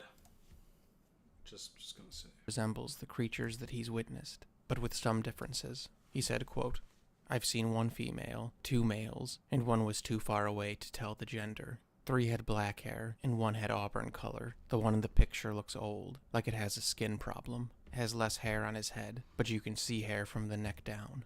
So, this image is actually kind of unique in the horrifically frustrate world of eclectic Bigfoot photos because it is one of the few that gets significantly better when you look closer. Most look better at range, but then worse the closer you get. This one looks like nothing from a distance, but when you get closer, I'll be damned if that isn't creepy as all get out. I'd say it could be a person, but the uniform or completely consistent complexion makes that seem unlikely, as of course does the height. In the zoomed out photo, you can see that it seems to be substantially off the ground. And I'm not going to attempt a size comparison, there's no need for it. It's impossible anyway. But it looks to be some 9 or 10 feet off the ground. This is far more human than I'd expect. Or than I'd like to think it should be, maybe I should say. Look, It almost looks like John Stewart, or Patrick Stewart, Captain Picard, whoever plays him. I used a couple of reverse image searches and they yielded nothing, aside from Kelly posting it on the RMSO, which is a good sign. Some of these photos you'll find have been floating around forever and have 24 little origin stories. But not this one. This is either a rather extreme case of pareidolia, as in nothing at all, or it's exactly what it looks like. The savings are here extra early with Black Friday The Best Buy. in July. And what does it look like? I don't know, you tell me. I mean, you can pretty clearly make out a rather bulbous nose, a brow ridge, and I'm not even saying like a Bigfoot one, like it could be a human one too. Correctly sunken eye sockets, an ear. The top of the head is catching light, giving contrast that makes it look lighter and distorted. But it's there. It's missing, of Loki course, does the look like satchel Patrick crest Stewart, we'd bro. expect, the fur, and the general, God forgive me, squatchy appearance. This is not my vision or my understanding of what a Bigfoot should look like, but seeing as it is in fact an anomalous human-looking thing in the brush, it deserves to be mentioned in the Bigfoot conversation. Only selecting pieces of a puzzle that look like they should fit is not how you solve a puzzle. Though I'm first to admit, I don't trust myself on matters of pareidolia. I have a video about this, that's a good example of this, taken by Les Stroud. Let me tell you, the amount of people saying this is a shadow or a stump is staggering. Now, I'm not saying this is a Bigfoot, but I see something there. Again, I'm not saying it's a Bigfoot, but I don't understand how this could be an amalgamation of leaves, or some unholy consolidation of shadows. I often wish I had the confidence of the naysayers, to speak with such certainty, and to be so certain that nothing is unordinary, and that everything observable is mundane. It's like the more I look at it, the more out of place it looks. Like it kind of looks like it was just thrown in there. But I don't know, man. I think the creepiest thing about this, aside from the eerie human-like countenance, is that it's close. This creature, or visage, I guess I should say subject, seeing as we don't even know if it's organic, but whatever it is, it's close. I'd guess no more than 20 feet behind the camera. And the couple in the photo reported nothing out of the ordinary, which can either support or detract from the claim, depending on your sensibilities. The area sure looks suitable for such creatures, or entities, but I don't know. This almost looks to me to be more in the paranormal realm, if you'd care to go that far. But if I took a random photo in the woods and found this figure in it, you better believe I'd be looking over my shoulder. Robert Dodson passed away in 2018. He was a Bigfoot searcher, and he was one of the best. He was down to earth and entertaining without trying to be. An example of this would be his colorfully titled videos. And one thing I've come to really appreciate about his content was it really went to show how difficult it is to use a camera and a flashlight in the woods by yourself at night. Well, not just to use it. I mean to use it to any effect, to get any result. He was active in Texas, I believe. And I was a little surprised and saddened to see that his original channel has been taken down, and now only a few of his videos can be found. They were uploaded to a channel called Bigfoot Hunter Robert Dodson Legacy Videos, so I can't find the original video that this next image is from, which is unfortunate. Viewers noticed something in a clip from one of his myriad attempts to film that which does not want to be filmed, and I'll play it with no hints. Here it is. See anything? I'll play it one more time.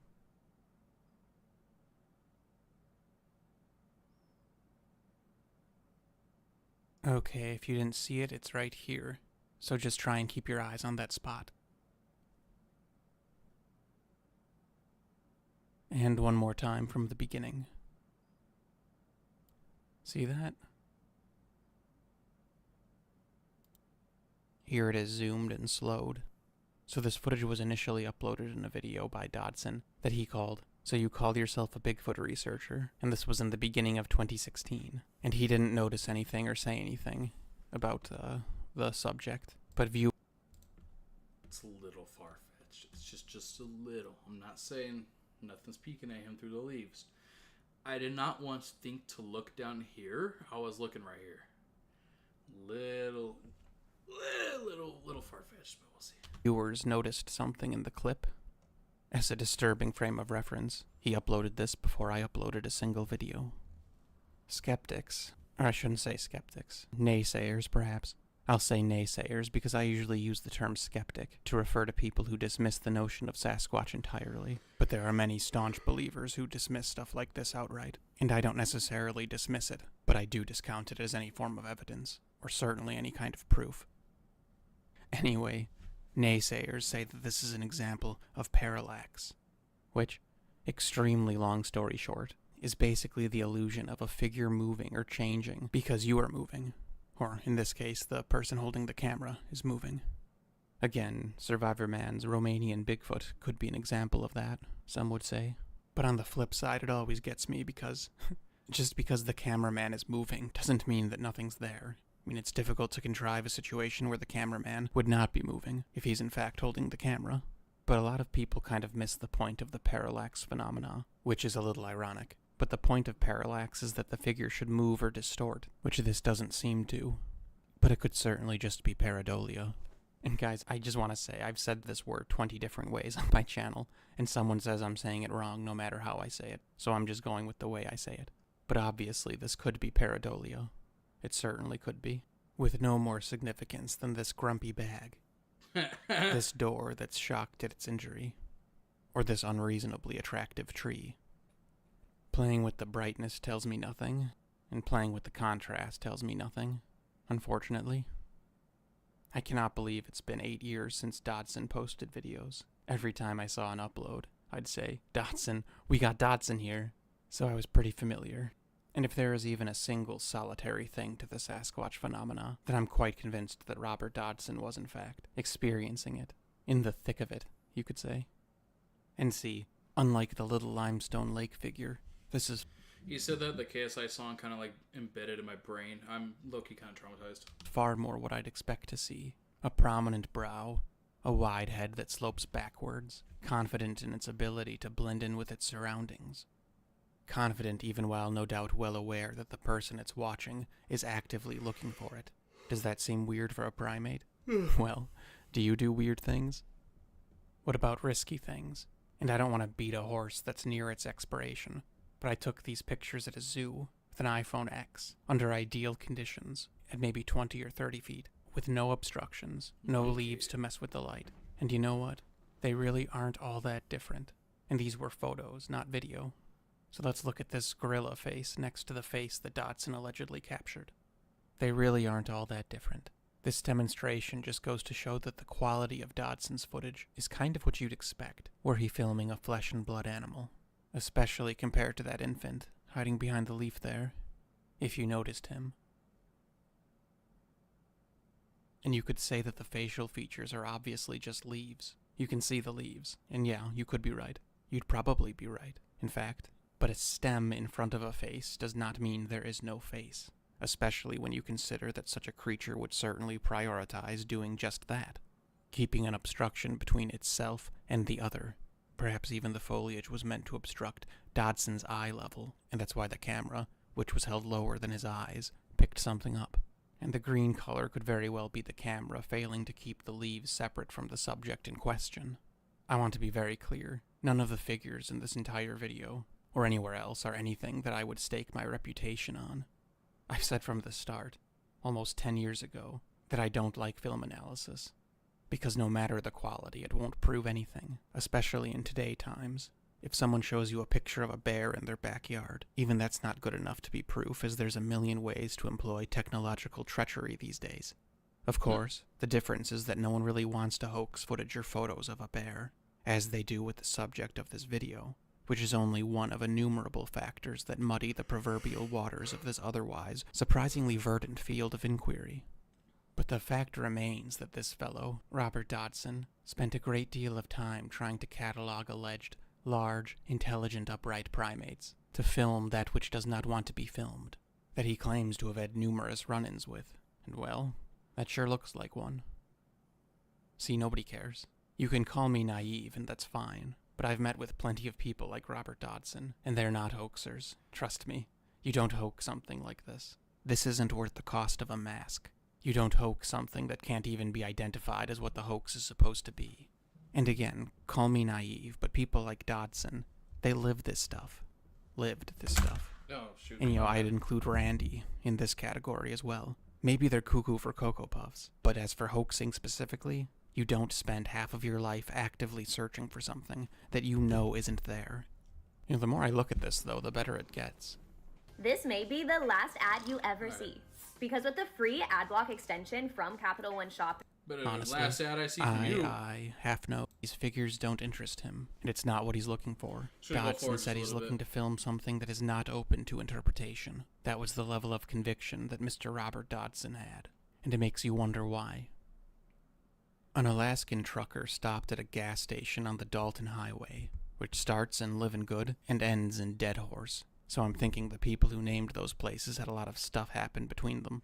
The trucker bought lunch at a gas station. Can you imagine if you're living in a place called Living Good? They'll be like, how's life? He'll be like, I'm living good.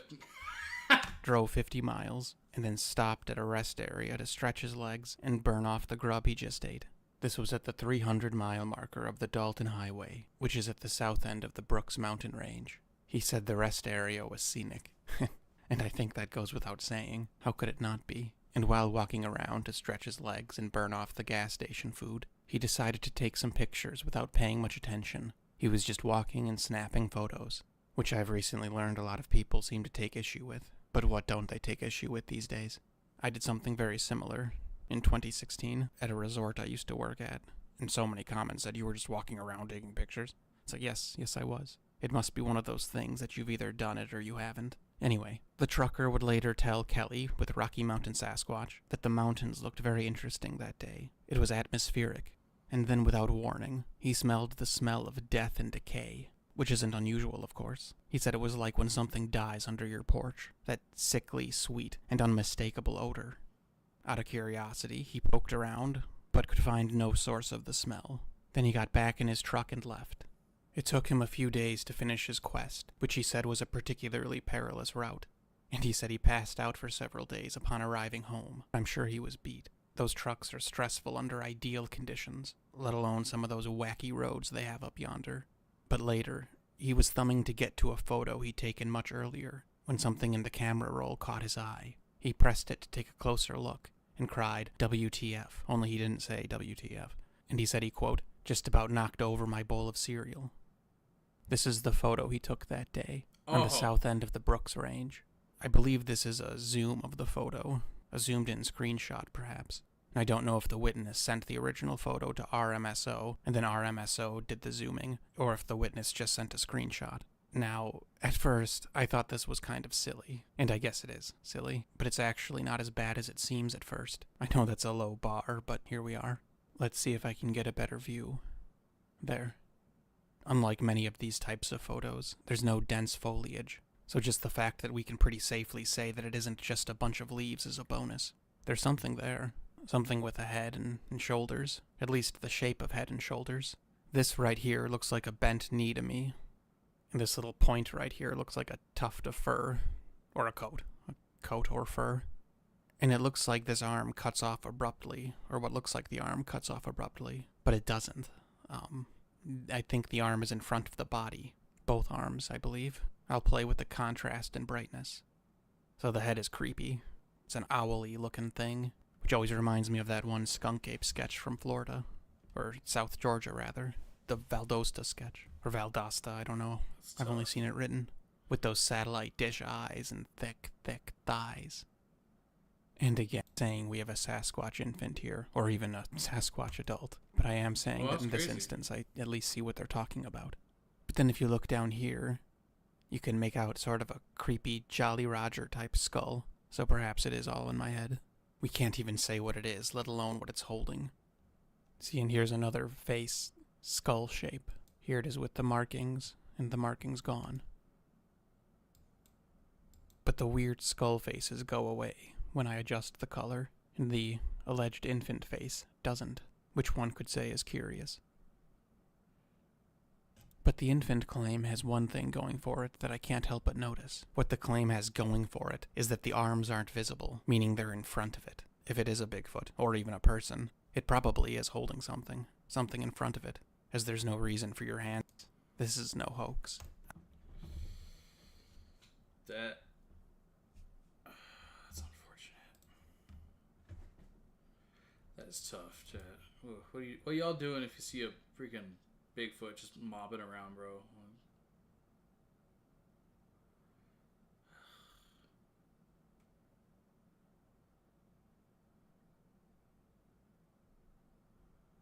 What?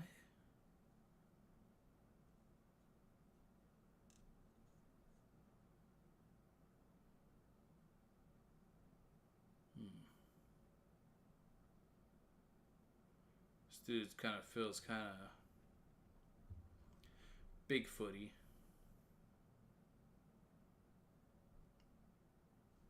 Oh, it was this guy. Oh, you didn't tell me that.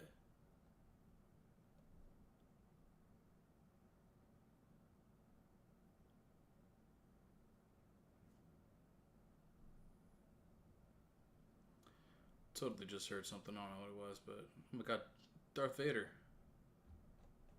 What should I watch?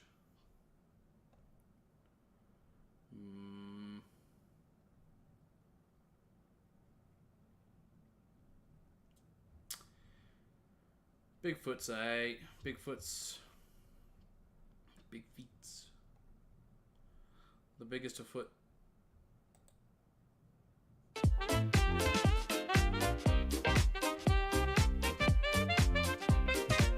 Hi, I'm Bob Gimlin. What the claim has, I don't see any elbows. Of things for fun. That is just, that's the creepiest one of them all, bro. That's the creepiest photo of them all.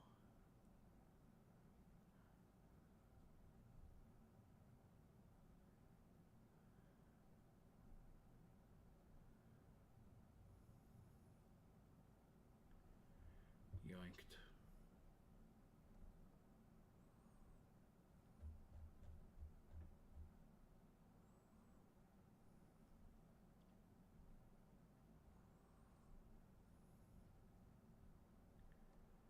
Is this the one really creepy one I was watching where the dude like randomly shut themselves, and as it wasn't particularly windy, was upstairs. Obviously, doors don't just randomly shut themselves, and as it wasn't particularly windy that night, it's clear that someone was in the church with Chris. But after looking barely clicked on this video and it already gave me chills, bro. I thought, was this the one that I can't remember if this is the one that I showed you guys, where the guy just like walked out right in front of bro. It was a long time ago, chat. It was probably like a month or so, a couple months or so. What is that? Is that a body? trying to sort through her things after she passed away, but overall her various belongings are in perfectly good shape, including her bathroom supplies, which were still there at the time of the recording. It's hard to watch the footage without having conflicting feelings.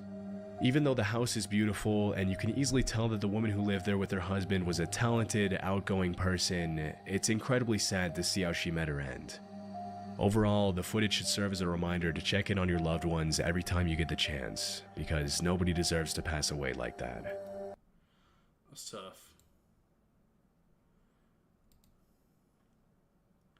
Going down a rabbit hole over here, Chad. I'm kind of getting. Well, these freak me out. I might not want to watch that. I might not want to watch any of these. Honestly, it wouldn't be so real with everybody. On May 6, 2019, YouTuber Connor Kelly See, I want a bike like that one with those little Yamahas, bro. I'll be tearing it up in the streets. posted a video of him exploring an abandoned McCoy gold mine in the Nevada desert. However, what was supposed to be nothing more than a fun adventure with his family quickly turned into a disturbing experience, one that would likely stay with the group for the rest of their lives.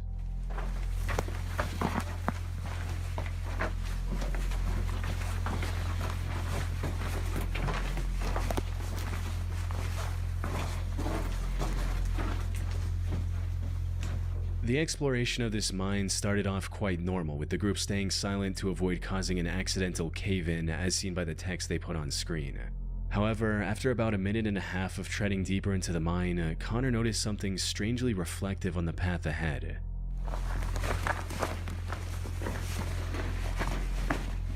So, do you see that reflection? I'm trying to...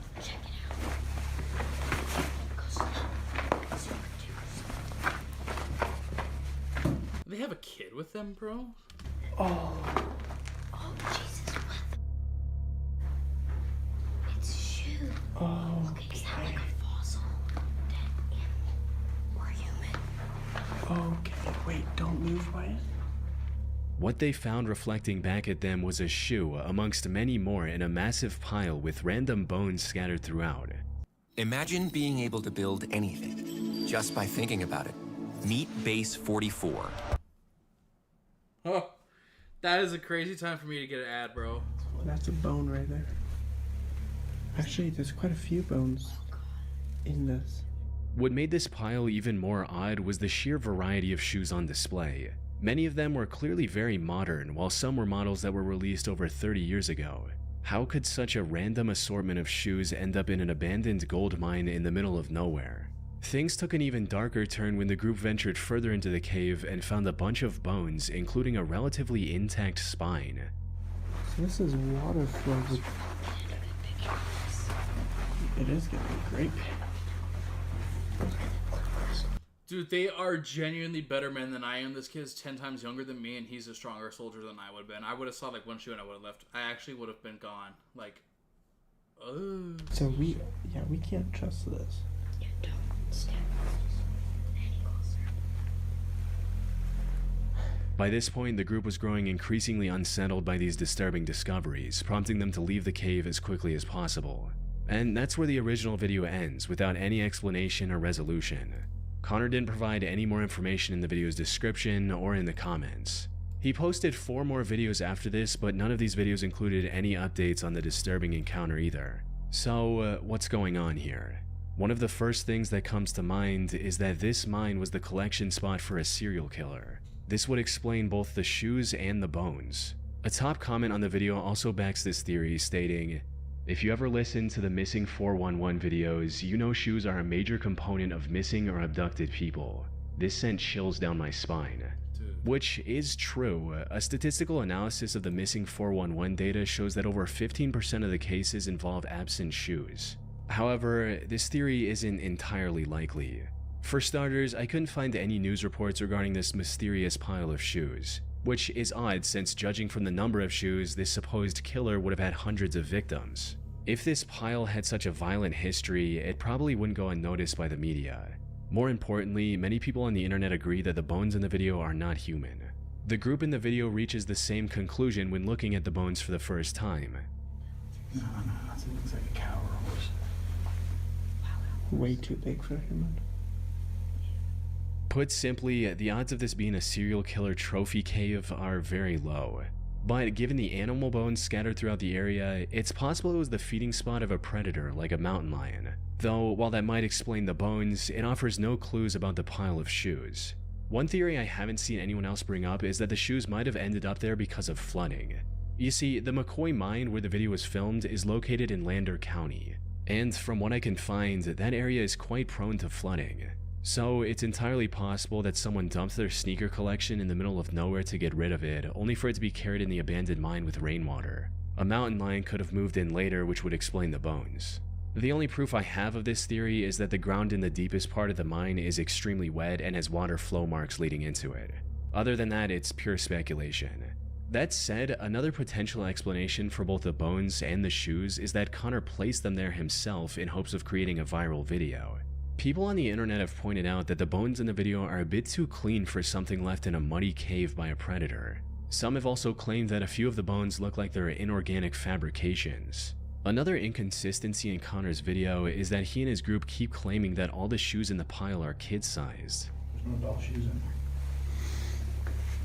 There's no adult shoes. He even mentioned that in the video's title, which reads, "Kids' Shoes and Bones Found in Abandoned Mine." Now, while that makes an already creepy situation even more disturbing, it's simply not true. There are plenty of adult-sized shoes visible in this pile. Unfortunately, I doubt we'll ever know what happened here for sure. It's been 6 years since the video was uploaded, and as I mentioned earlier, Connor has vanished completely from the internet ever since. That's ridiculous, bro. That's wild. I can't believe we started off with that. That's just ridiculous. Action Adventure Twins is a YouTube channel run by brothers James and Edward. The duo has been exploring dangerous and crammed caves since early 2020. Yet, despite their combined experience, one of them almost lost his life back in 2022. In January of that year, the two decided to explore the popular Petty John's Cave in Georgia. Never in my entire life will you ever catch me dead near a cave. I will never, ever step foot in a cave. I will never do cave exploring. I will never do anything involving a cave. Never. Ever in my life. You couldn't give me enough money. Ever, bro. Never. They had already explored parts of this maze-like cave multiple times before, and had even found an underground waterfall during one of their expeditions. Put simply, they were pretty confident in their ability to navigate through this cave. But unlike their previous ventures, this time they were going to tackle one of the hardest sections, the aptly named Nervous Breakdown, referring to how cavers feel when going through it. Things started off just as expected, with the pair going through the narrow and claustrophobic entrance to reach the first open area of the Petty John's Cave.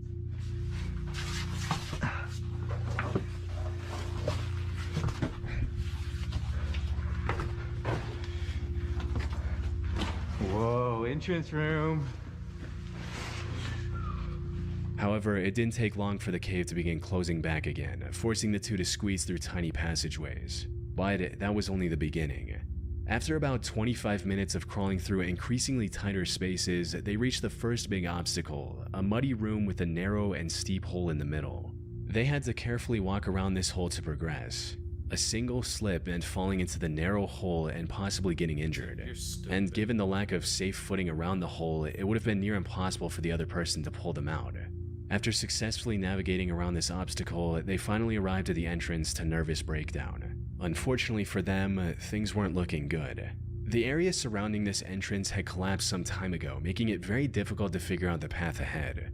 After looking around for a bit, Edward eventually found the real entrance and was excited to go in.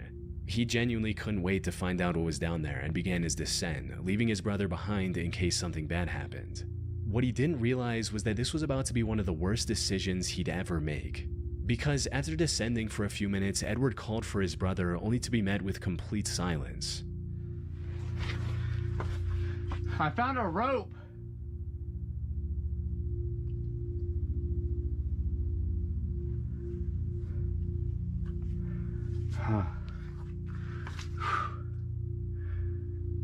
I don't hear James anymore. Uh-oh. In other words, Edward was now lost in an unknown section of the cave without any means of contacting his brother. At first, he tried to stay calm and continued his descent, hoping to find James before long.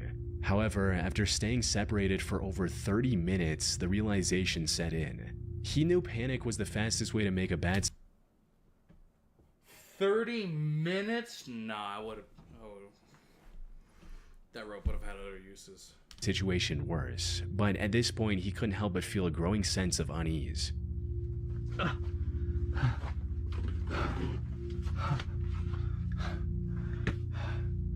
James! James! It's been like 30 minutes since I last saw him. I don't even know where I'm at. I tried to go back to the last place I saw him, and everything just looks the same. Oh my god, you were just stupid, dude. Why would you do jumbo this? maze. We should have never split up. After calling out to James many times with no luck, he decided to retrace his steps and find the way back. Unfortunately, he had underestimated the difficulty of the maze he was about to enter. Every direction looked the same. The narrow passages and jagged walls made it impossible to tell where he had come from. To top it all off, his situation was getting worse with each step he took. If he went the wrong way, he could easily wedge himself into a passage too tight to escape, or worse, plunge into a hidden drop-off. This is the true horror of caving. Even if he didn't injure himself, he could have just as easily wandered around aimlessly until his body gave way into exhaustion, leaving him lifeless in a cold, rocky crevice. The footage of him excitedly dropping into the nervous breakdown entrance would have ended with the camera recording his descent into confusion, fear, and eventually silence. Fortunately, that wasn't the end of his story. After going in loops for a while, Edward spotted a single piece of tape he saw on his way down. Oh. The tape. Yeah. Okay, this tape looks familiar. Oh, yeah. This has got to be the way.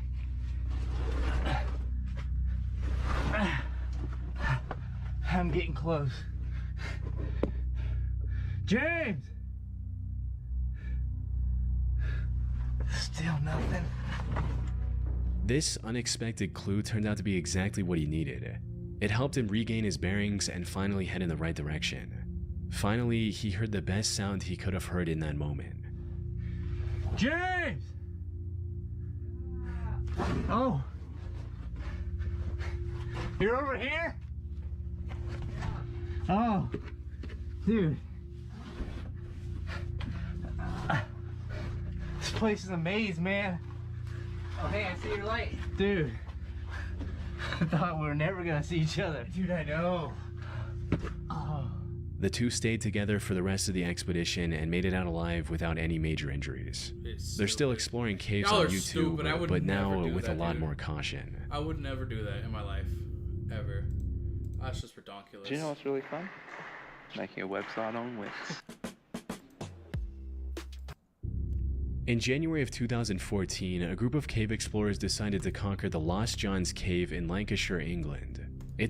Alright, so I low-key thought this was going to be more horror. I thought I kind of want... it's kind of cooking though, hold on. The vast cave network that spans a length of nearly 3 miles, or 4.8 kilometers. It's not the horror The known deepest section of this cave also goes down... I'm never caving with you. You're on your own with that. You should take Justin with you or something, bro. I'm never... on a staggering 690 feet, or 211 meters. Never going Most members of this group had been spelunking for years, and like most other cave explorers, were quite confident in their skills. They had also done their research and mapped out their route in advance. But the truth about caving is, when things go wrong, no amount of planning can save you. Even the most experienced and well-prepared explorers can find themselves in terrifying situations. Which is exactly what happened to one of the members of this group, named Bob Johnson. The expedition was going quite smoothly in the beginning, with the group using the equipment they brought with them to continue safely. That is, until they reached a section of the cave called the Tube. It was an unusually narrow section that required the cavers to crawl on their stomach. And to make matters worse, it was also partially submerged in water, making it difficult to both see and breathe. Despite these harsh conditions, the group decided to move ahead. The slimmest member of the group went first and successfully made it to the other side without much trouble. The next person, however, wasn't as fortunate. This was Bob Johnson, the man we mentioned earlier. His crawl through the tube wasn't off to a good start, as he was already having issues with the comparatively wider sections of the passage.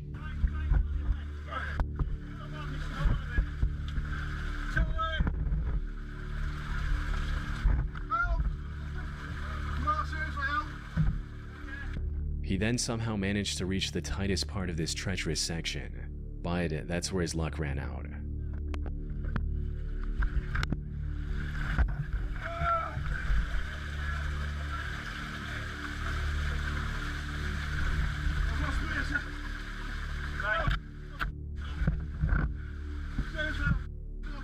He was completely stuck from the waist down, and any attempt to free himself only made the situation worse.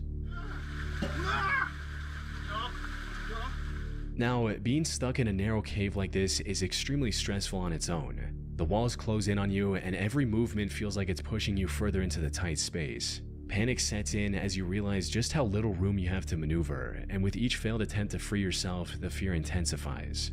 But as if the confined space wasn't enough to make his heart race, Bob now had to contend with something far more terrifying: the rapidly flowing water. Water makes any caving venture 10 times worse. In a dry cave, even if you're stuck, you still have time to think and plan your escape.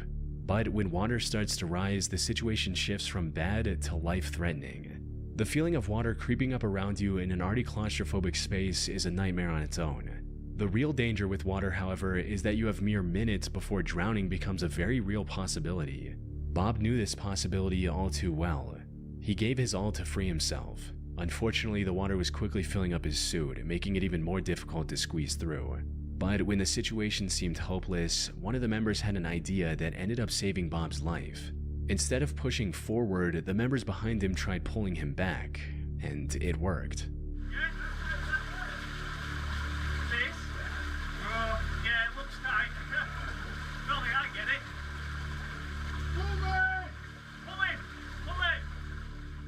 Bob was finally free, though his troubles weren't over. He later revealed in a comment that him and the two members who pulled him back had crawled for another 3 hours to get out of the cave from a different exit.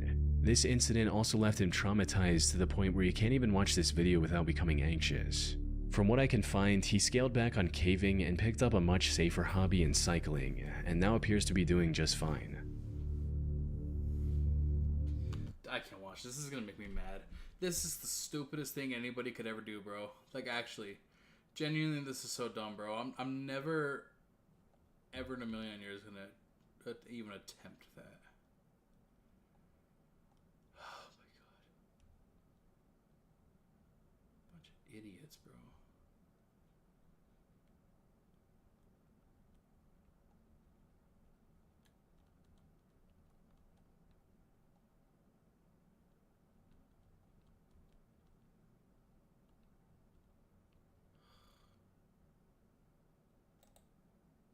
That's tough. That is unfortunate, chat. Unfortunate.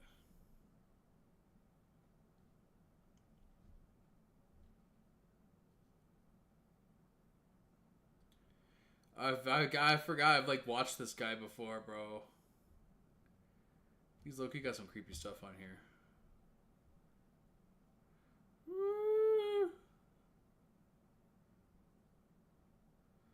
Oh, no. Oh my god, I hate that video so much. Oh god, alright.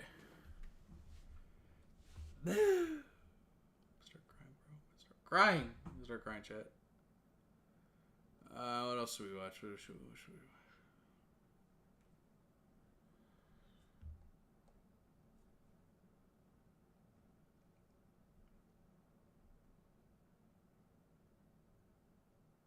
Light work. I can do this one.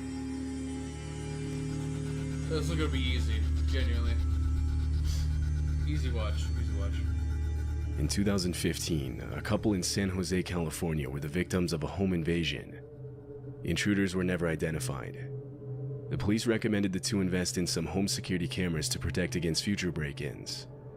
And so the couple did. They set up a total of 6 different cameras around their house. Then, on May 8th of that same year, these cameras would capture a second break-in. 2 men wearing black clothes climb a fence into the backyard, where they're shown finding an unlocked sliding glass door. They walk inside and immediately go into the kitchen.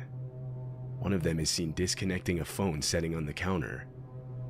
They proceed to search the kitchen, opening different cabinets and drawers. From this, they find kitchen knives, which they take with them to arm themselves. Caught on a different camera, they're next seen running upstairs, kitchen knives in hand. When Google Fiber first launched 1 gig, it cost $70. Okay, but today it costs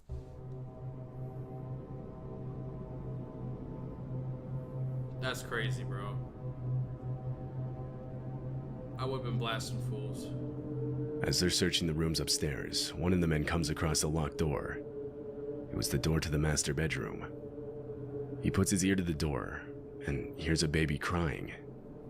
Inside the room was a family friend named Rosie and the 2 homeowners' child.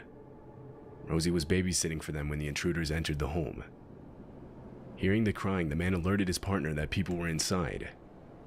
Instead of getting spooked and leaving, the men go up to the door and aggressively start kicking it. They hit it with such force that they managed to kick a hole in it. That's crazy. They then thrust knives through the hole. Rosie took the couple's child and retreated to the bathroom, locking that door as well. She screamed out that she called the police. This would work. The men finally started running away before they could fully break into the bedroom. Police reviewed all of the footage, but were never able to identify the men. Their true motives remain unknown. It's hard to believe they were only trying to rob the place, seeing that they disconnected the phones and felt the need to arm themselves with kitchen knives. Nah, they were on some malicious intent, bro. They were on some genuinely malicious intent. That's ridiculous. That's absurd, bro.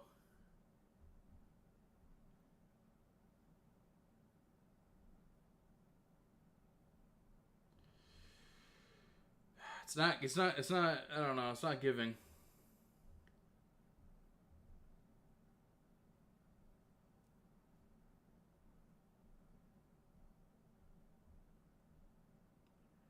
This was freaky. This dude was freaky, bro. Oh, I don't even want to watch it again. I don't even want to talk about it. That was just disgusting.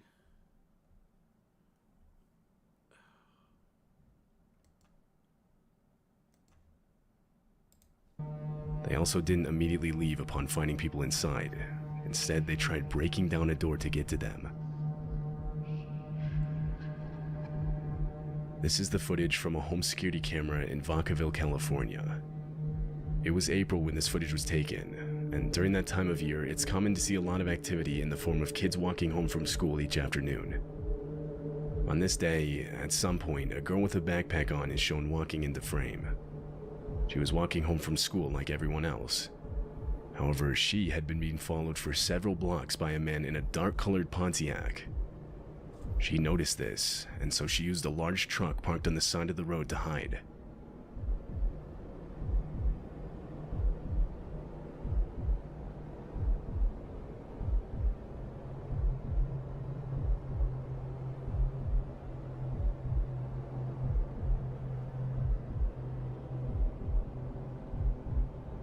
She abruptly stops walking while she's out of view of the Pontiac. The driver stops, expecting her to come back into view.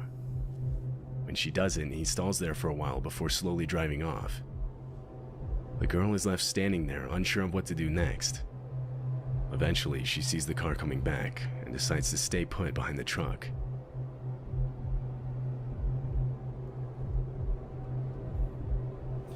Dude, that's crazy, bro.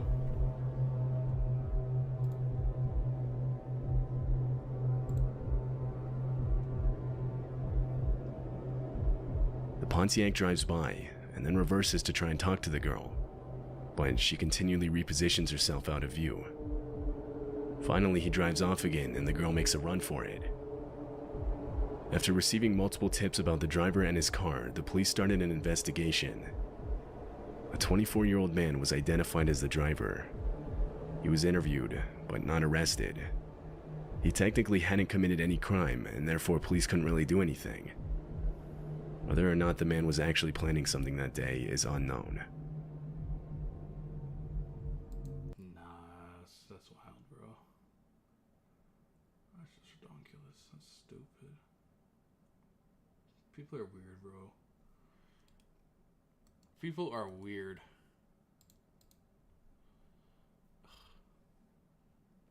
Alright, I'm gonna watch this. Tourist Resort. Sweet vacation home for your next great stay. Was that the Rizzler? Chest, feet, and even down there.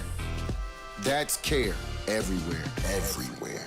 What is T-Pain on? On January 8th, 2005, a man named Martin discovered a mysterious package in his mailbox. Confused, he brought it inside and opened it up. Inside the package was a single item, a videotape with no label or note to explain its contents. That's absurd. Curious to see what was on it, he put it in his camcorder and pressed play. And the footage he found on it was shocking to say the least. It contained a nearly hour-long video of a man describing the violent things he was about to do, how he was going to lure his victims, and the makeshift devices he was going to use. I'm not trained in torture methods, which is what I'm gonna have to make do. I got my drill here. The reason why it's got this padding on it is just to try to silence it a bit, because I'm in an apartment. I got gags, socks, got lots of duct tape. I got a soldering iron, sheets. It's rather crude implements. I think can work wonders, especially if it's used in the right way.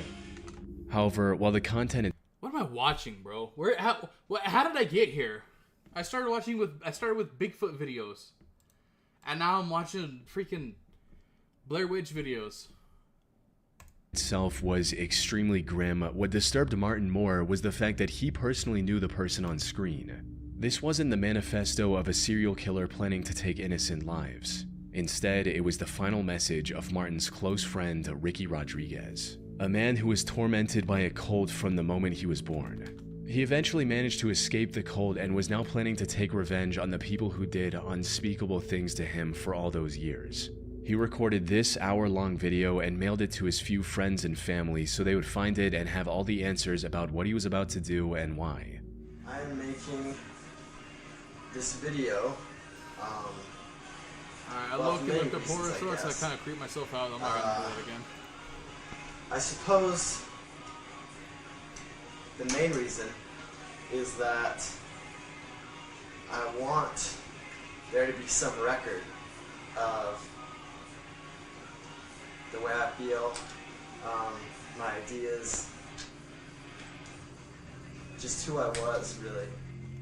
Ricky's story began 30 years earlier on January 25, 1975, when he was born as the first child of Karen Alva Zerby.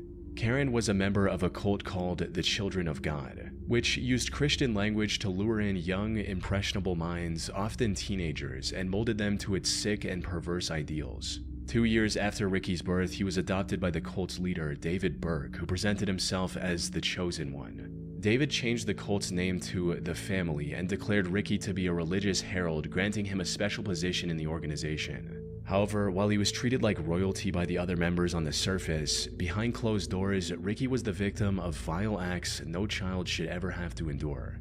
David not only encouraged these acts, but went as far as to write a whole book about everything he and his followers did to Ricky, called The Story of DeVito. This abuse continued for many years, but as Ricky got older, he became aware of David's lies and manipulation. Then, in 1999, he finally managed to escape the cult with his girlfriend Alexia Manuel by faking a visit to the cult's compound in Mexico and fleeing to the US instead. Reintegration into society after 24 years in an isolated cult was anything but simple, but Ricky somehow managed to pull through and secure a job as an electrician. He also married Alexia and later moved to Tucson, Arizona due to his work. Unfortunately, no matter how hard he tried to move forward, the nightmare he escaped continued to haunt him. David had passed away in 1994, and the cult was now under the supervision of Karen Zerby, Ricky's mother. And while the cult had managed to escape legal repercussions by mainly operating overseas, Ricky knew that there were still countless children suffering the same fate as him. So, in January of 2005, he decided enough was enough and took matters into his own hands. Which brings us back to the video he recorded and then mailed to a handful of close friends and his wife. In it, Ricky mentioned his ultimate goal, which was to bring down the cult all on his own. Beyond that, a part of this was also about getting revenge for everything that was done to him. There's this need that I have. This need, it's not a want, it's a need, and I wish it wasn't, but it is. It's a need for revenge. It's a need for justice. Because I can't go on like this. In this video, he also laid out his plan for accomplishing this goal. He'd apparently gotten in contact with his previous nanny, Angela Smith, who was among the group that tormented him during his time in the cult. He was going to invite her over for dinner at his apartment in Tucson and make her tell everything she knew about the other members' whereabouts by any means necessary. And that's exactly what he did. On January 8th, after mailing copies of his recording, he invited Angela into his home and proceeded with the plan. It's unclear what information he managed to extract from her before taking her life. He then got into his car and drove to Blythe, California. There, he rented a motel and called his wife to tell her about what he had done and what he was going to do next. However, despite the meticulous planning, Ricky ultimately couldn't follow through with the rest of his plan. On the morning of January 9th, and while this was tragic news for his loved ones, it was hardly surprising for his wife. You see, Ricky believed that killing the cultists would bring him peace, something he reiterated in his last video. I can imagine how I would feel, how liberating it would be. But that's not what happened. During his call with his wife, he confessed that despite his anger and resentment, killing Angela was the hardest thing he had ever done. Taking revenge didn't bring the comfort he was looking for. He couldn't bring himself to take any more lives and decided to end it all that night, leaving his friends and family with this hour-long video to remember him by. As for the family cult, it remains active to this day under the leadership of his mother. Dude, that was actually Okay, that really took a turn. What am I watching, bro? It started off kind of creepy, and then it got really like hardcore. It got really metal. Like it actually got so cool for a second, and then like it got really sad. That was a turn. That was a twisty turn right there, man. What am I watching, dude? On October 4th, 2006, at approximately 6:15 a.m., the Barrie Police Department received a chilling call from a woman saying, "My children are dead," in a calm and quiet voice. The disconnect between her tone and the situation she was describing was extremely unsettling. When asked what happened, she replied, "I don't know, I don't remember." Police officers immediately rushed to the address she provided and knocked on the door of her apartment, bracing for what they might find. The door opened and they were greeted by 31-year-old Frances Elaine Campione. When the officers asked her about the children she mentioned on her call, she replied in the same disturbingly calm voice, stating, "Yes, they're dead. They're on my bed." As the officers entered the master bedroom, he saw the remains of two little girls, 3-year-old Serena and 19-month-old Sophia, lying on the bed. Both were dressed in clean clothes and were also wearing necklaces and earrings. However, their skin was starting to turn blue, suggesting they might have been deceased for quite some time. One of the officers also noticed a small bruise on Sophia's forehead, and that was it. There was nothing else in the room that could have explained their deaths. But as the investigators looked through Elaine's apartment, they found a camcorder with footage that explained everything. The recording started on a wholesome note, showing Elaine surprising Serena with a new bike on her 3rd birthday on August 8th. Hi, Serena. It's August 8th, 2006. Happy birthday to you. Happy birthday to you. Happy birthday, Serena. Happy birthday to you. Serena's 3 today. Yay! Shall we go to the living room and see if you got any birthday presents from the birthday fairies? Yes! Okay, let's go. Alright, this is just taking a crazy turn, bro. This isn't I don't know if this is really where I want to be right now. I think I was good off of the cult videos, bro. This just really took like an absurd turn. Yikes. Yeah, that's unfortunate, man. I don't want to watch that no more.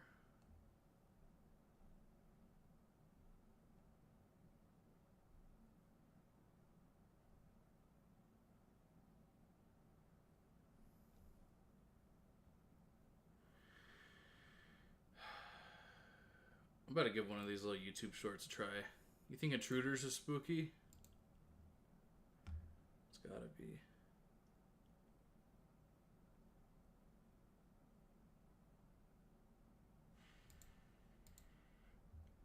Yeah, something to change the horror pace, bro. Yeah, I'll keep that muted, bro. What y'all know about the Fantastic Four? Get us out of here!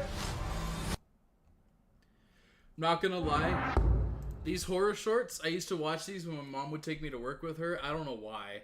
Just I figure broad daylight, I'd be fine. So, I used to watch these all the time, bro.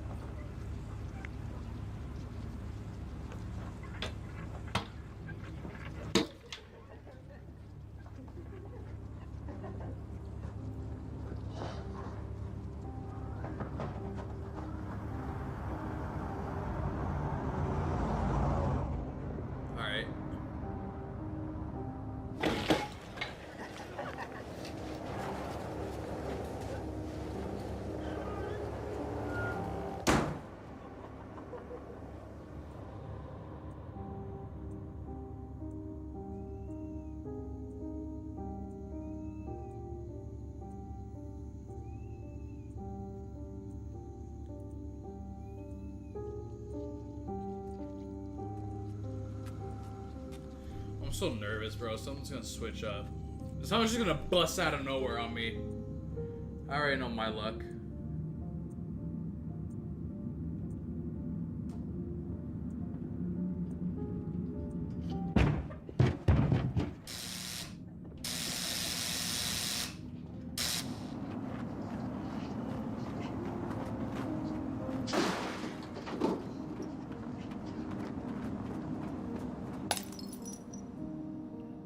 Like, what was the purpose?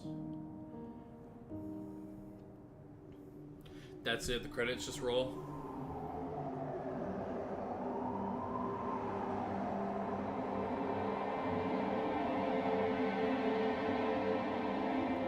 Oh, so it's about Batman. Alright, for sure. I was kidding. It's about to get wild right there. Putting this in 4K, by the way.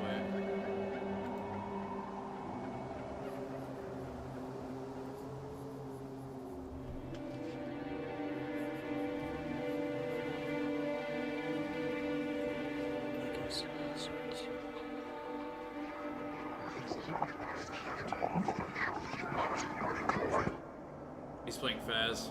This is the voice that's talking to him. Lightsaber.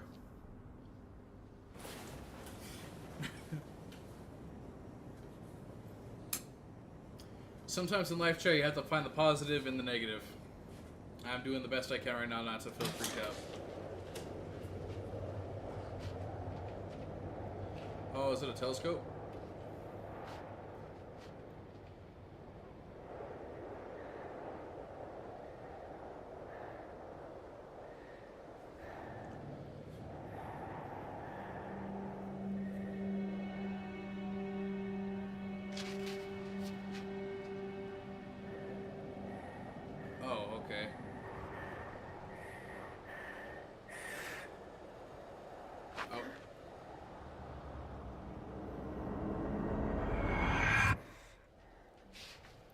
I'm not trying to get demonetized, chat. I'm not trying to get demonetized.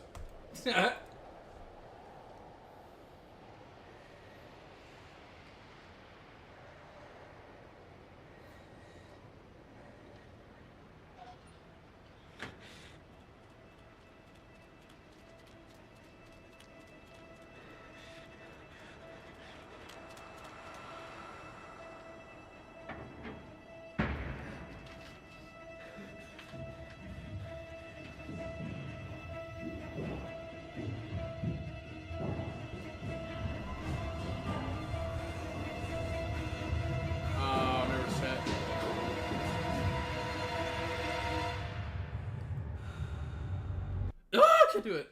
I'm so scared. I'm so scared, chat. Alright, that work. That work. That work. Oh.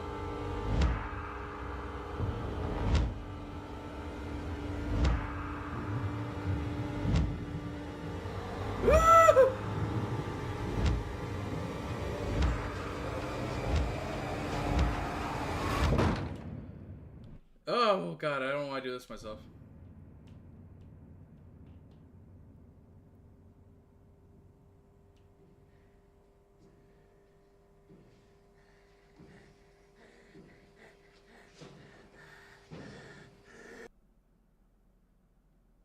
I don't know if I want to watch this.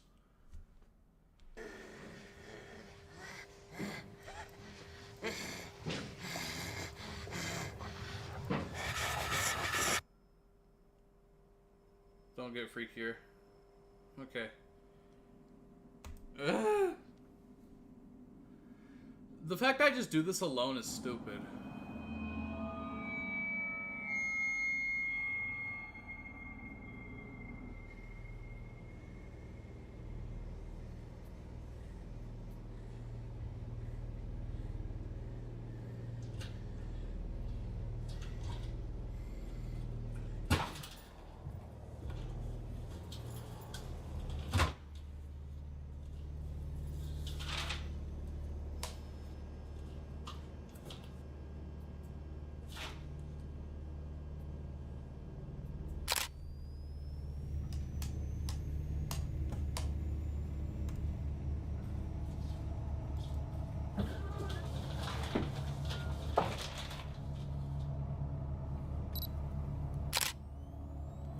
Alright, so honestly, you're not gonna lie, kind of got me so far. Light work, but I don't like when you make me anticipate a jump scare. I can take a jump scare, not gonna lie, but when you make me, when you let me know one's coming, cooked.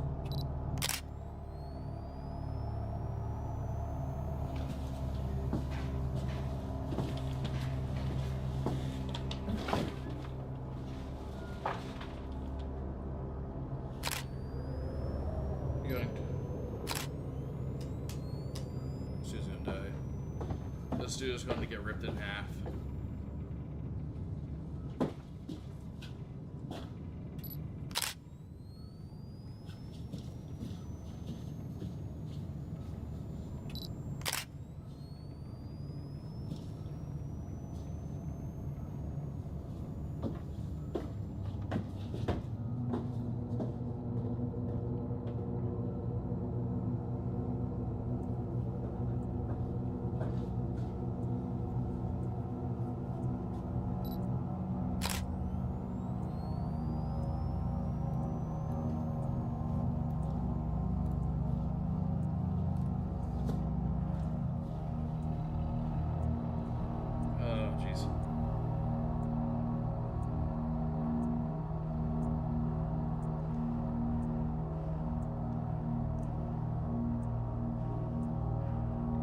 Don't do it, bro. Don't do it.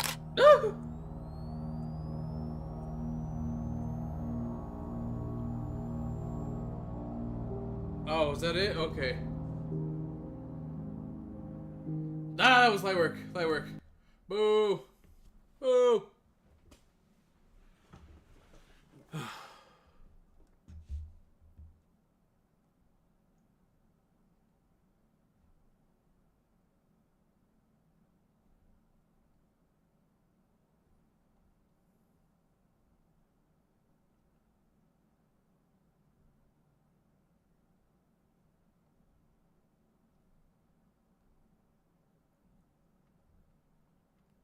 I was stupid. Why'd I watch that?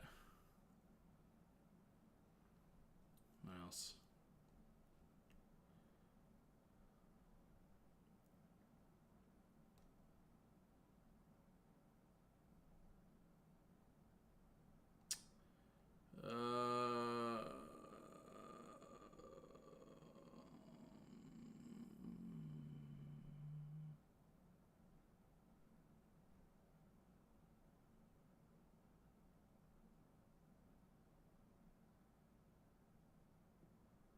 I feel like this one could be cool. It's like Ironbark Lookout, $10.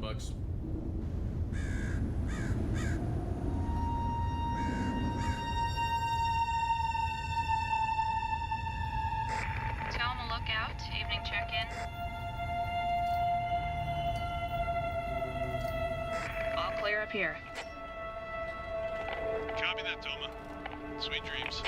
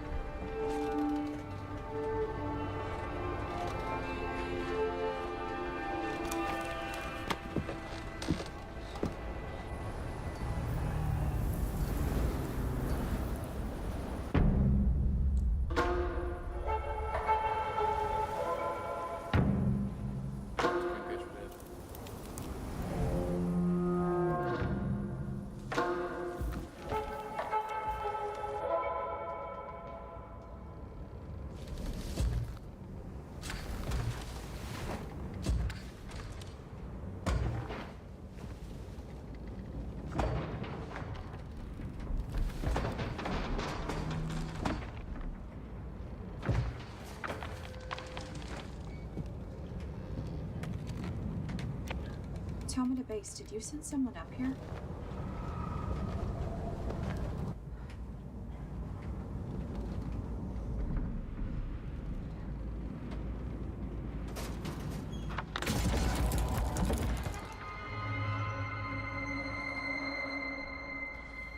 Yikes is what I would have said. Please, can anybody hear me? I need help.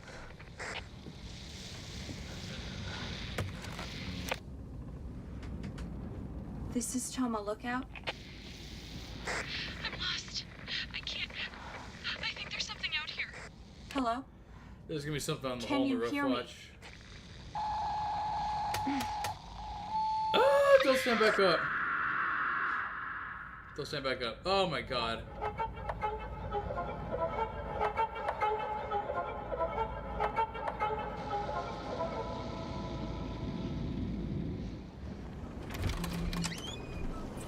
Why do I do this, dude? Why do I do this to myself? I'm actually like the dumbest person alive, the way I just like do this willingly.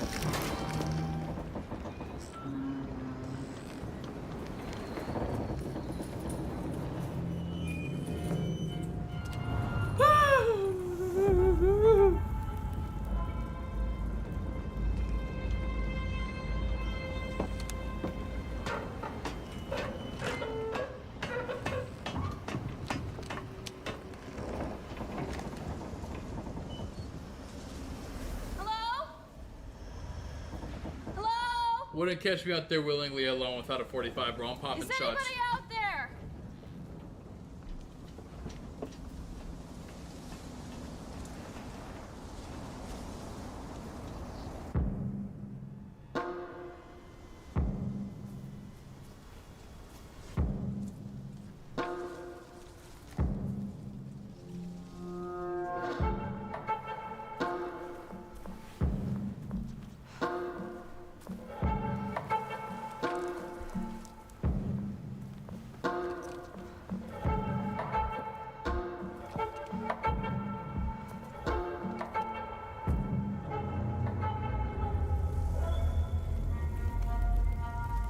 Yo, what is Spider-Man doing out in the middle of the Vermont woods, bro?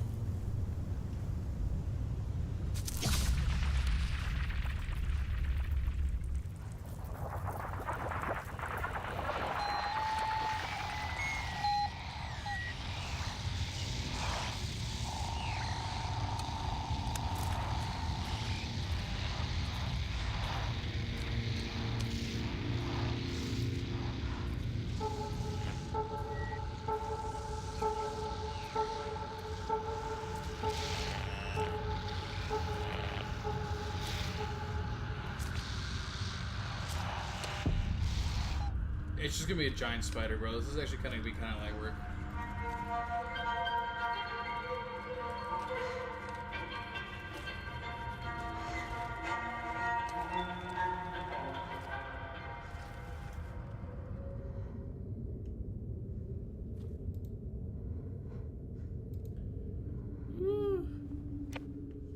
Hello? Can anybody hear me?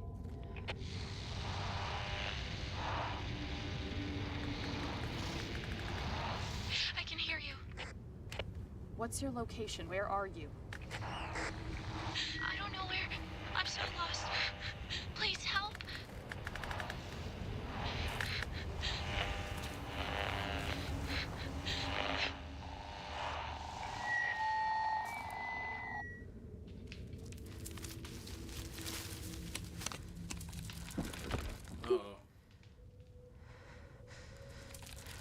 Big spider, watch, 10 bucks. Big spider, jump out of there. Big spider, big spider. Oh, that is not a spider.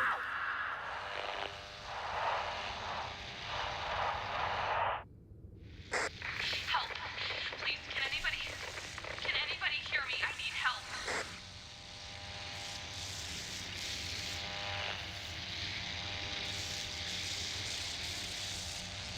Ah, that was light work. These suck. That freaked me out. I'm not watching that, bro. I'm not watching that. Oh! Not watching that either. Ooh. Low key, I'm not watching any of these.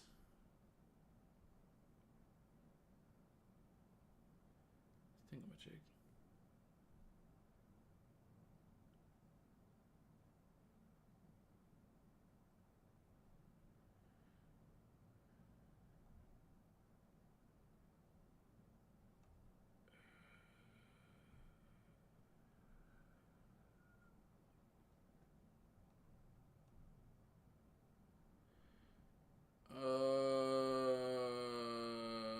I'm low-key gonna watch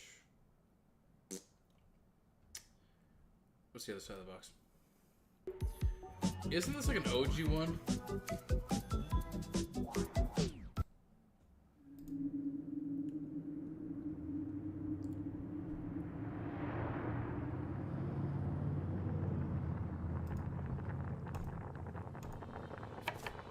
Yo, careful. You're cutting that broccoli awfully short, you know? You just keep your eyes on the sauce, sister. I got the broccoli under control. Sister? No, Nice. really, you better believe I am not to be trifled with. Alright, we kind of started off on a bad note. We kind of started off wrong there. Damn it, that broccoli is not to be trifled with either. Oh, hey, the sauce, you cannot let it burn. Recipe says stirring constantly. I swear. I swear, if any of those 2-inch broccoli end up on my plate, you're getting it. I have to deal with a disappointing 2 inches enough as it is. You are bad. Oh, that's why I like you, I guess. I mean, all 2 inches of me anyway. Oh, God. Hello? Well, it's not a bad 2, I guess. Do I Maybe hear- 2.5? Do I hear 3? You're getting me wet. Yeah, that's what I want to hear. No, Jesus, you're getting me wet. All right, I'll get the door. You save the This video's sauce. gonna get me demonetized. Oh, shit. What? It's Sean. What is he doing here? Shutting up about my I don't boy know. Sean. Oh, I really don't want to see him right now. I got it.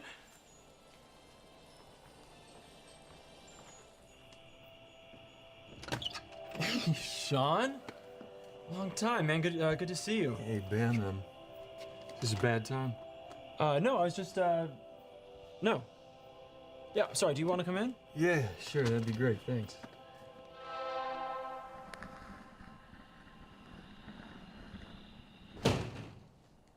Your mom told me where you were at. Oh. Oh. This is a nice place. Oh, thanks. Yeah. Where are you at now? Same place. Oh, cool.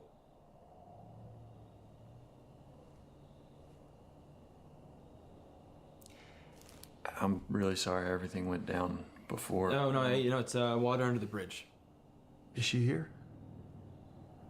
Oh, no, she's at her parents' house right now. She's decorating. Oh. Great. Look, I just want to give you this. Sean, you... can I get you a drink or something? Oh, no, I'm fine. I'm fine. Are you okay? Yeah, yes. Can you just do me a favor, though? Yeah, of course. Can you open it? Yeah, of course, man. Let's open it. And I'll open the box first. The card will make sense after.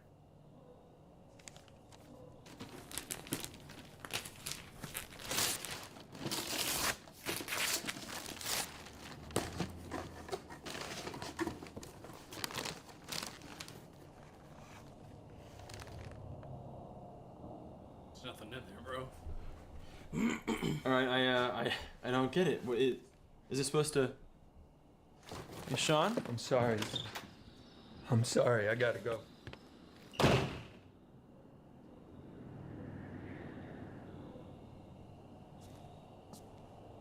What happened? He left. What's that? A box. Well, no shit. Ben?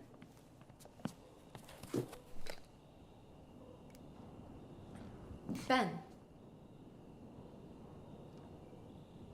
Ben. I need something. What?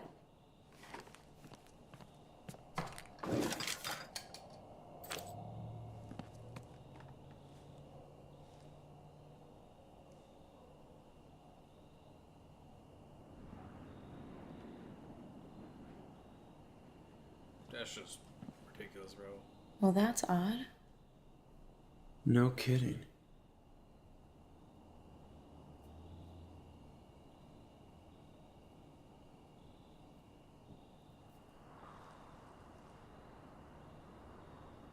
Don't. He gave this to you? Yeah.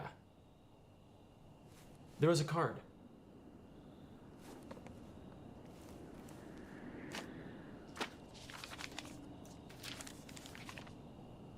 Dear Ben, I'm sorry about everything before and everything now, but I had to give it to someone. I don't have it all figured out, but I know it can't move while you're watching.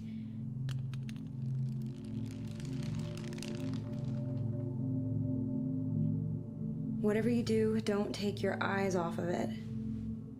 It wants you to look away. Who is it, by chance? Oh, hey.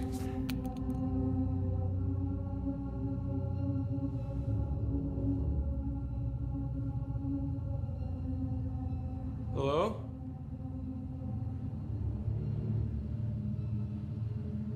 Hello?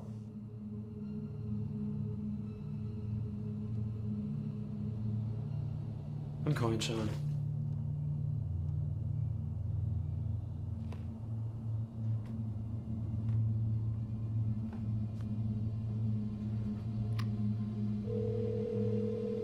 Hey, this is Sean. Leave a message. Sean, hey, it's Ben. Look, I don't know what this thing is that you gave me here, but, call me back. Now.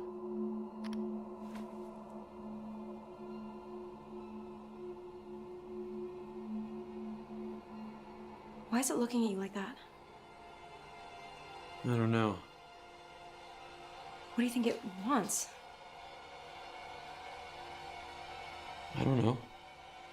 Call him again. Hey, this is Sean. Leave a message. What do you think it wants? I said I don't know. Why is it looking at you like that? I chose Wix for my business because of its massive scope for functionality and freedom of creating. Sean, hey, it's Ben. Look, call me back. Now. Oh, dude, is it mimicking them? We're getting out of here. Rachel.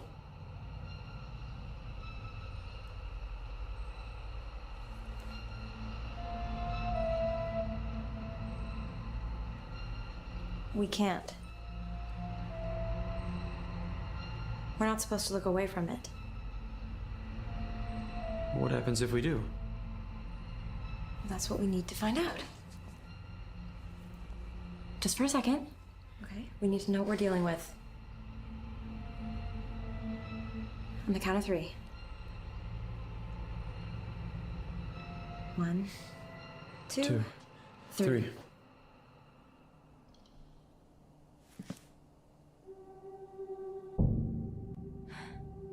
Could have been worse? What? What do you want? I'm sorry. I gotta go. Just Ben. Don't let him leave the house. It can't move as long as we're looking at it, right?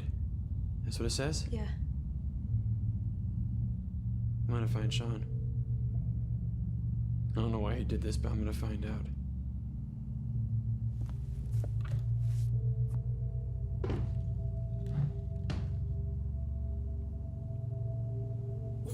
One of us has to stay and watch it. What? No.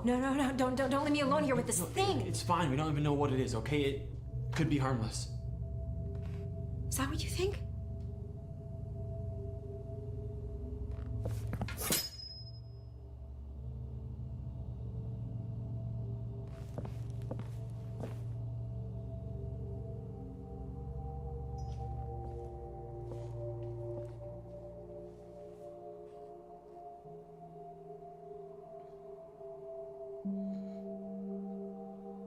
You know it has to be me, right?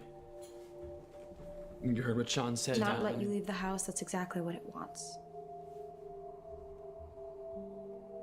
Yeah, don't leave the house. Why would you leave? Just be quick. Real quick. Hello, everybody. Today we are going to begin. Sean, leave a message. Alright, we'll watch that here in a second.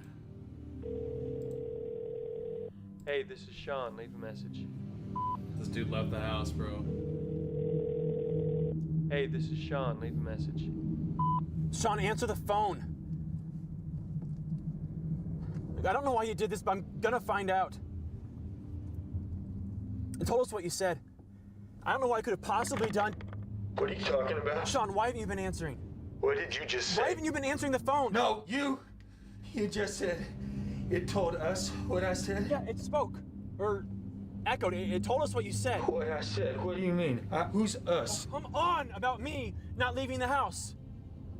Ben, I didn't tell it to do anything. I didn't even know it could speak. Sean, what's going on? Ben, it's lying to you. I don't know why, but it lied to you. Why did you give this to us? Us. You keep saying us. Who's us? Us, man, me and Rachel. She was at the house. Ben, where are you right now? I'm coming to you. No. You have to keep your eyes on it. I know, Rachel's watching it. No, Ben, you! God damn it, I gave it to you! You have to keep your fucking eyes on it! I knew it, bro. He wasn't supposed to leave. Ben, don't go back. Don't you go back there!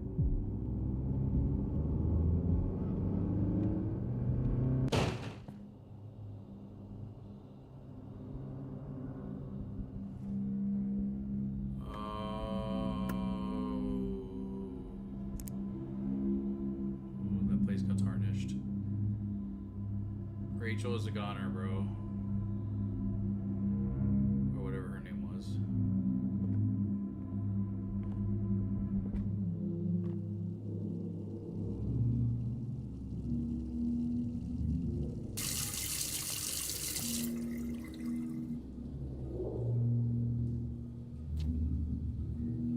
This is about to get sus.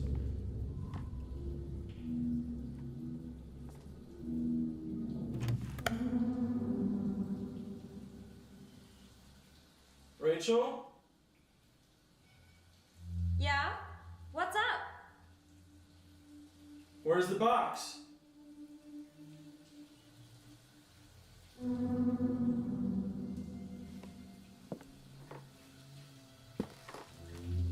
It's not Rachel, bro.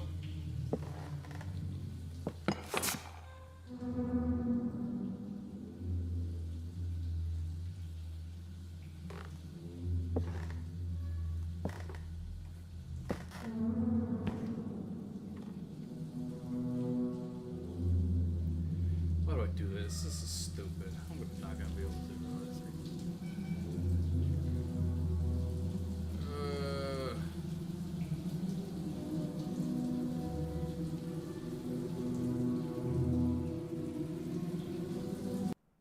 With 24/7 live chat, ask any how-to, why-do, or what-if with Chewy.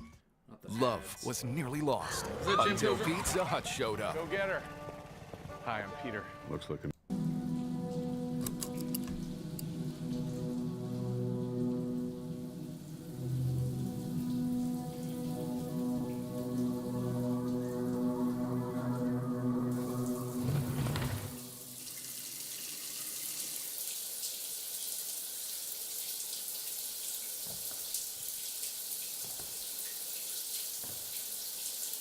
It's the lack of music that gets you, because you know something's about to get crazy up in here.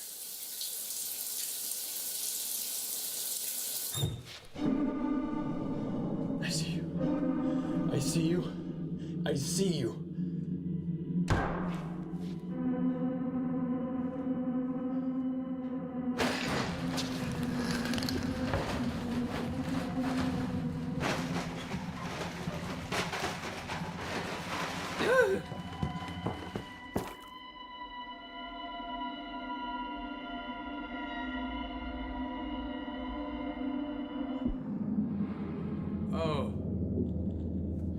Alright, guys.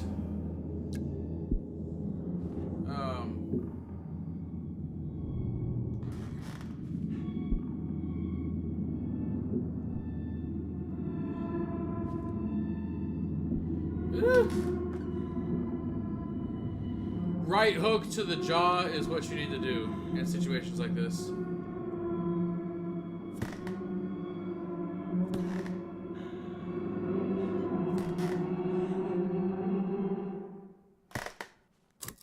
Ah!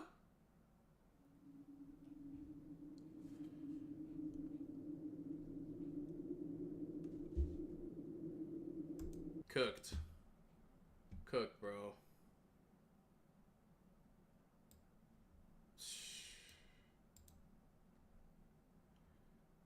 That's tough. And to break down the mystery of Missing 411. Missing 411 refers to a series of unexplainable disappearances across North America. As we're going to see throughout the series, some of these cases are so bizarre that it's hard to even speculate what could have happened to these people. And yes, I did say series because, as you're going to see, this topic is so wide and interesting that this is only the beginning of our analysis of it. Every year along North America's national parks, landmarks, roadways, and cave systems, the most unexplainable disappearances take place. So across this video and future installments of Missing 411, we're going to look at several of these cases, we're going to look at different theories and correlation between them, and hopefully we can begin to unpack the mystery of the American wilderness. And today we're going to do that with a special guest, but more on him in a moment. But for now, grab a seat and get ready to go on a journey of American terror. But before I ruin your day with more crazy conspiracy theories and disturbing mysteries, let's talk about something that's disturbingly good, and that is today's sponsor, the home of audio entertainment, Audible. Audible but really search into the individuals and locations mentioned, but he routinely harasses government employees to get more information about the cases, which is definitely something I can get behind.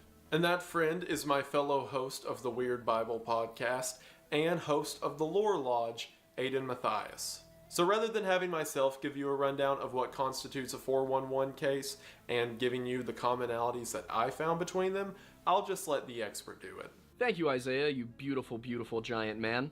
My name's Aiden Mattis, and I am the host of the Lore Lodge, where we talk about history, folklore, the paranormal, religion, and, of course, the Missing 411 phenomenon. When Isaiah first asked me to be involved in this video, my immediate response was, who do you think you are to approach me in such a manner?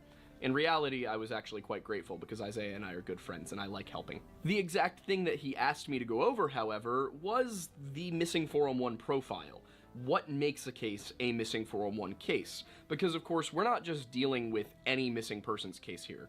Cases that have obvious explanations, such as foul play, self-harm, or, animal predation, something like that, those don't get researched as Missing 411 cases. They're actually ruled out immediately upon there being a simple explanation. So, a Missing 411 case is, by definition, a case for which there is no rational explanation.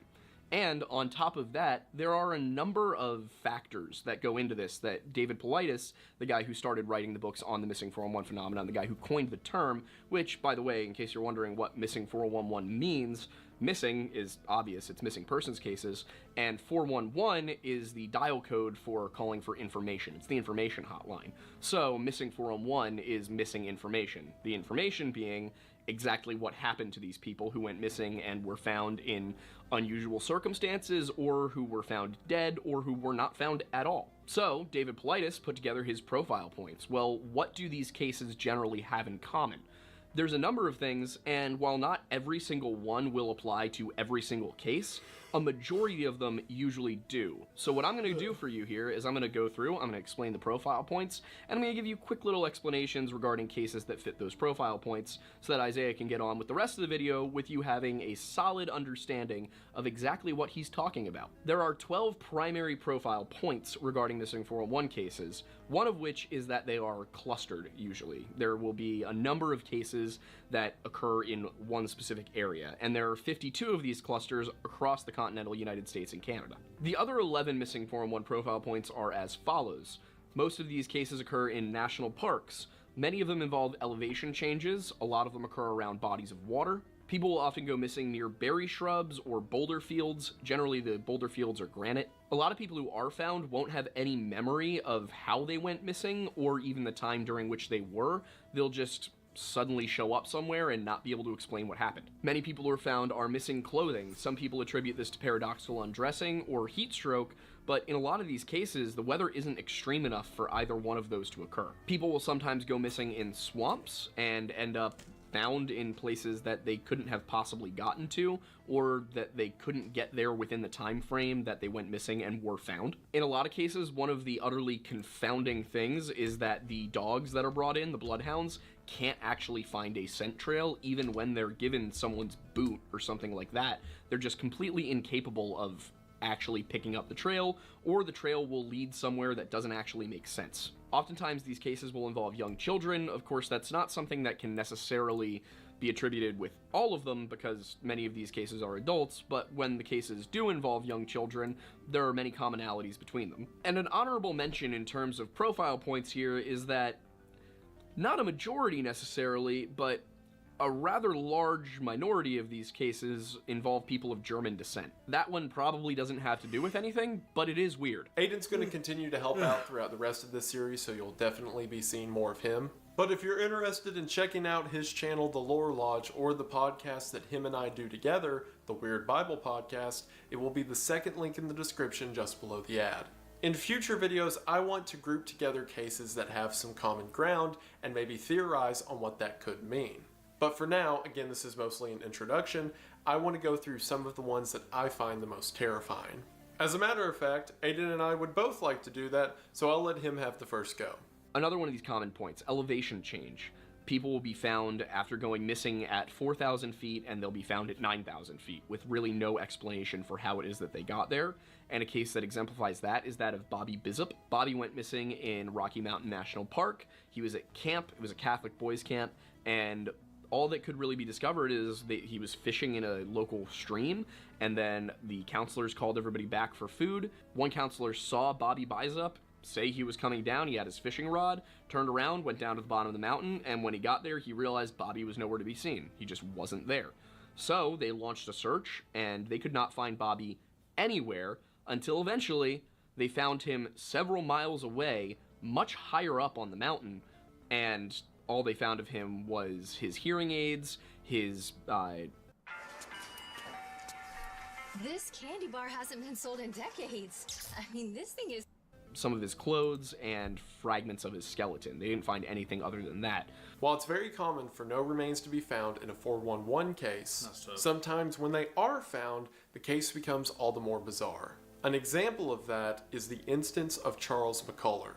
In 1974, an 18-year-old Charles McCuller was known for taking hiking trips throughout the Northwest United States. For about a year, Charles would hike out to these remote locations, take several wildlife pictures, and then work his way back. He was rather experienced, as is common with several 411 cases, and it wasn't uncommon for him to spend a few days by himself in the mountains before returning to civilization. So in 1975, when a 19-year-old Charles told his friends that he was going to hike to the Crater Lake National Park in Oregon, they didn't think much of it. That was until Charles didn't return for 3 days when he was only supposed to be gone for 2. So his friends called the police and an investigation soon followed. After performing an investigation, it seems the last person to see him alive was a park ranger who gave him a ride on January the 30th. That park ranger dropped Charles off at the trail he intended to follow. Some reports from that day say that Charles was spotted up to a 45-minute drive away just walking along the side of the road, and some other reports say that they saw someone matching Charles' description trudging through 5 feet of snow. However, the only one that can be confirmed is again that park ranger's testimony of taking him to the trailhead. A massive search was mounted for Charles, however it was made difficult to do any searching because of 12 feet of snow recently left by a snowstorm. Not only that, but after the case began, for some reason, the FBI became involved. The FBI only involves themselves with cases if a kidnapping or foul play is suspected. However, at this time in the investigation, it was just a guy who took too long to be on a hiking trip. To this day, it's not really explained why the FBI involved themselves. especially because the evidence was that there was no evidence. The guy had disappeared without a trace. For months, nothing could be found, and even after all the snow had melted, there was still no evidence of Charles being anywhere. That was until October the 1st of 1976, nearly 2 years since his disappearance. On that day, two hikers found a backpack lying in the woods about 12 miles from the spot where Charles was originally dropped off. Within the backpack, the two hikers found keys to a Volkswagen, which after they gave it to the police,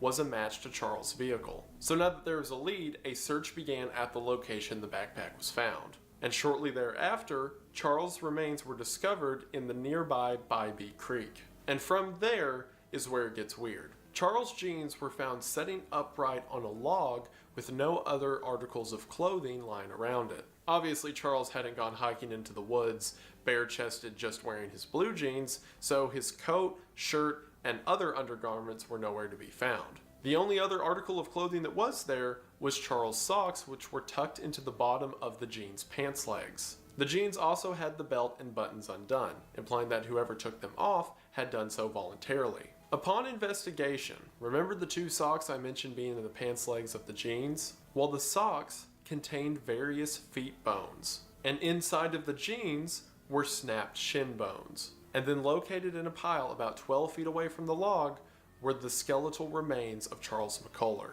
Due to the weathering and effects of nature, everything was dismantled and fragmented. However, enough of a dental record could be made to confirm his identity. However, despite finding his bodily remains, nothing else was located. None of his equipment, his boots, or any other articles of clothing were ever found. Even more bizarre is that the location this was found in is an insanely remote part off the trail. Meaning that if Charles was lost and then trying to find his way through the snow, there would be no reason for him to essentially scale an icy mountainside, only to put himself in a more remote and dangerous location. Keep in mind, at the time he went missing, everything was covered in several feet of snow as well. That specific location where he was found was originally suggested to go look back during the original search. However, they couldn't get any men or snowmobiles up there, so they figured reasonably there's no way Charles could have got up there. So what force compelled Charles to climb to his final resting place?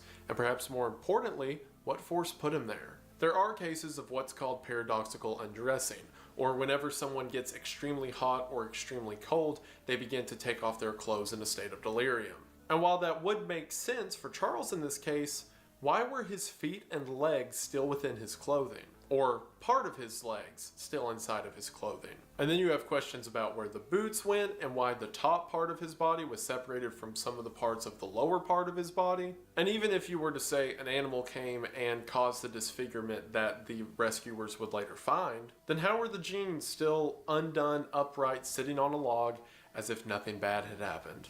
It's a mystery to this day and one of the cases that make the 411 so compelling. As I said before, many of these cases involve young children, and it's not that they're young children that makes it odd, it's that they're young children who are then found in places they really shouldn't be. One example of this is Keith Parkins. Keith Parkins was a 2-year-old who went missing in Ritter, Oregon. Now, Ritter is an unincorporated community in rural Oregon, and it's very close to Umatilla National Forest. Keith was out playing with his brothers on his family's cattle ranch.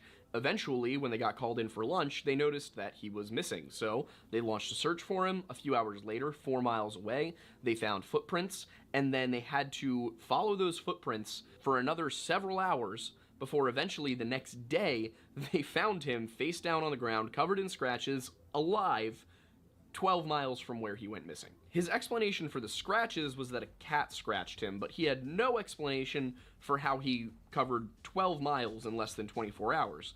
And of course, you know, people wanted to see, is that even possible? So Les Stroud from Survivorman tried to do the exact same hike, tried to cover the same distance, and he could not do it. So to be clear, I want to really drive that point home. A guy whose job is that they drop him in difficult terrain, and all he does is try and make his way to the extraction zone. He couldn't do this. So the idea that a 2-year-old feasibly could cover 12 miles of rough country in less than a day, it's just straight up impossible. But what about the ones that aren't necessarily just forests? Well, one of the profile points is swamps. And a case that had quite a few people baffled is the case of Rowan Grifton, who went missing in a swamp in 2010. Rowan was 2 years old, and he was at a family party at his grandmother's house, which is directly across the street from Barden State Wildlife Management Area. Now, that's not a national forest, but it is a state wildlife management area. New York is weird about their wildlife management areas. When we were doing our investigation on Tom Messick, the State Game Service would not speak to us. Rowan was playing with a cat, and then the cat ran off into the woods. Rowan chased the cat and was eventually discovered to be missing. They launched an immediate search of the area, and then when they couldn't find him, they called in help from the authorities. They searched for the rest of the afternoon before deciding to close down the search for the night because it just wasn't safe and they weren't going to make any progress. So, the next day, when they went out searching again, they did actually find him pretty quickly because they called out for him and he called back. But he was not found by the initial search group. He was found by a splinter group that decided to go check out a swampy area 3 miles away. All Rowan could tell people when they found him clinging to a tree in the center of a pond in the swamp that this 2-year-old boy could not have possibly swam to. Oh, and by the way, he was dry. All he could tell them was that he was scared of the cows, and the cows drove him out to this tree. There were no cows in the area. Rowan could give no other explanation of how he got there, and as I said, staying nearby gets you close to what matters most. Seize the days at over 1,500 locations.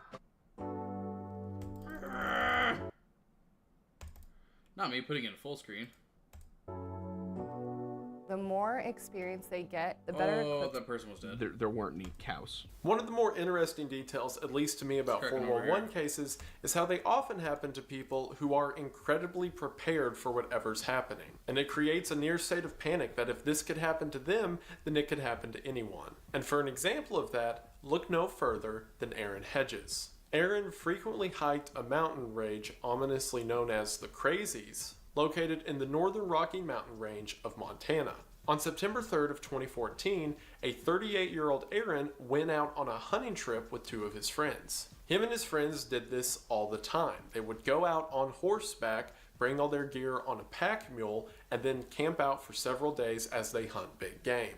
As a matter of fact, they were so experienced at doing this that Aaron and his friends had mapped out several of the trail routes on their own and even set up these small waypoints that had supplies and camping gear in case they needed any on their trip. So if you're confident enough in your hiking abilities that you'll leave thousands of dollars of gear in the middle of safe houses that you built dozens of miles up mountainsides, you're probably pretty good at it. While moving up the mountain on September the 5th, the mule that was carrying everyone's gear became spooked, and whenever it jumped, it caused Aaron's sleeping bag to fall off its back and down the mountainside.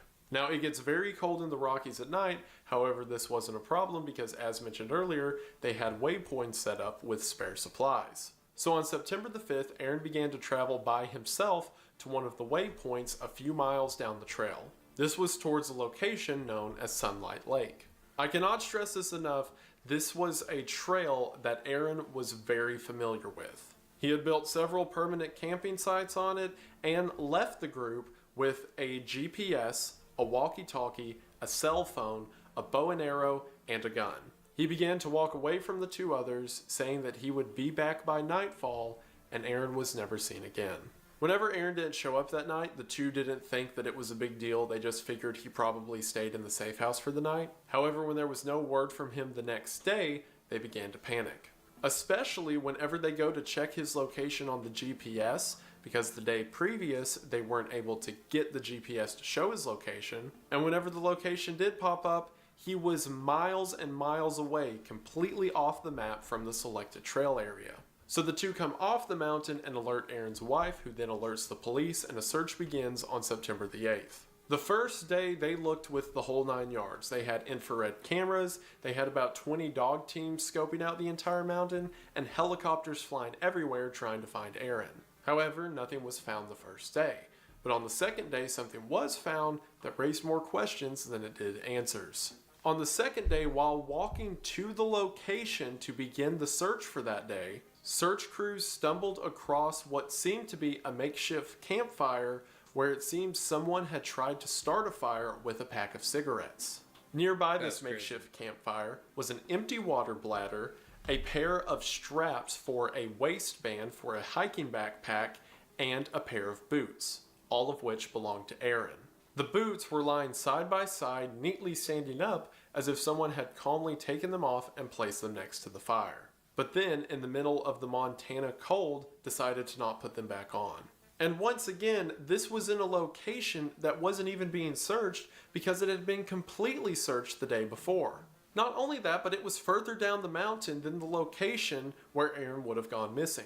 So for all this to have worked out, Aaron would have had to walk one direction for several miles for his GPS location to show up, walk the other way but then miss the group who was looking for him, and then attempt to start a fire one night in a location that was searched shortly thereafter, only to then take off his boots and try to walk through the cold barefoot? Not to mention the dog teams that were running around the entire place and can never pick up a scent. So despite this, which should have been a great break in the case, nothing else was found. At least, nothing was found for 9 months. Until in June of 2015, a hiker discovered the backpack of Aaron Hedges. Inside of this backpack, the hiker discovered a cell phone, a hunting vest, extra clothes, a hunting license, and several granola bar wrappers, all of which belonging to Aaron Hedges.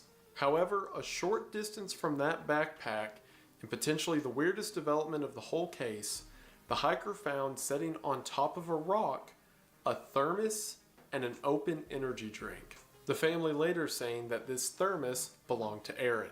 This location was on top of the mountain that not only had a very clear view of the ranch beneath, but also of a major roadway right in front of the ranch. And it seems that when Aaron was drinking from that thermos and the energy drink, he was just sitting on the rock watching the road and the farm in front of him.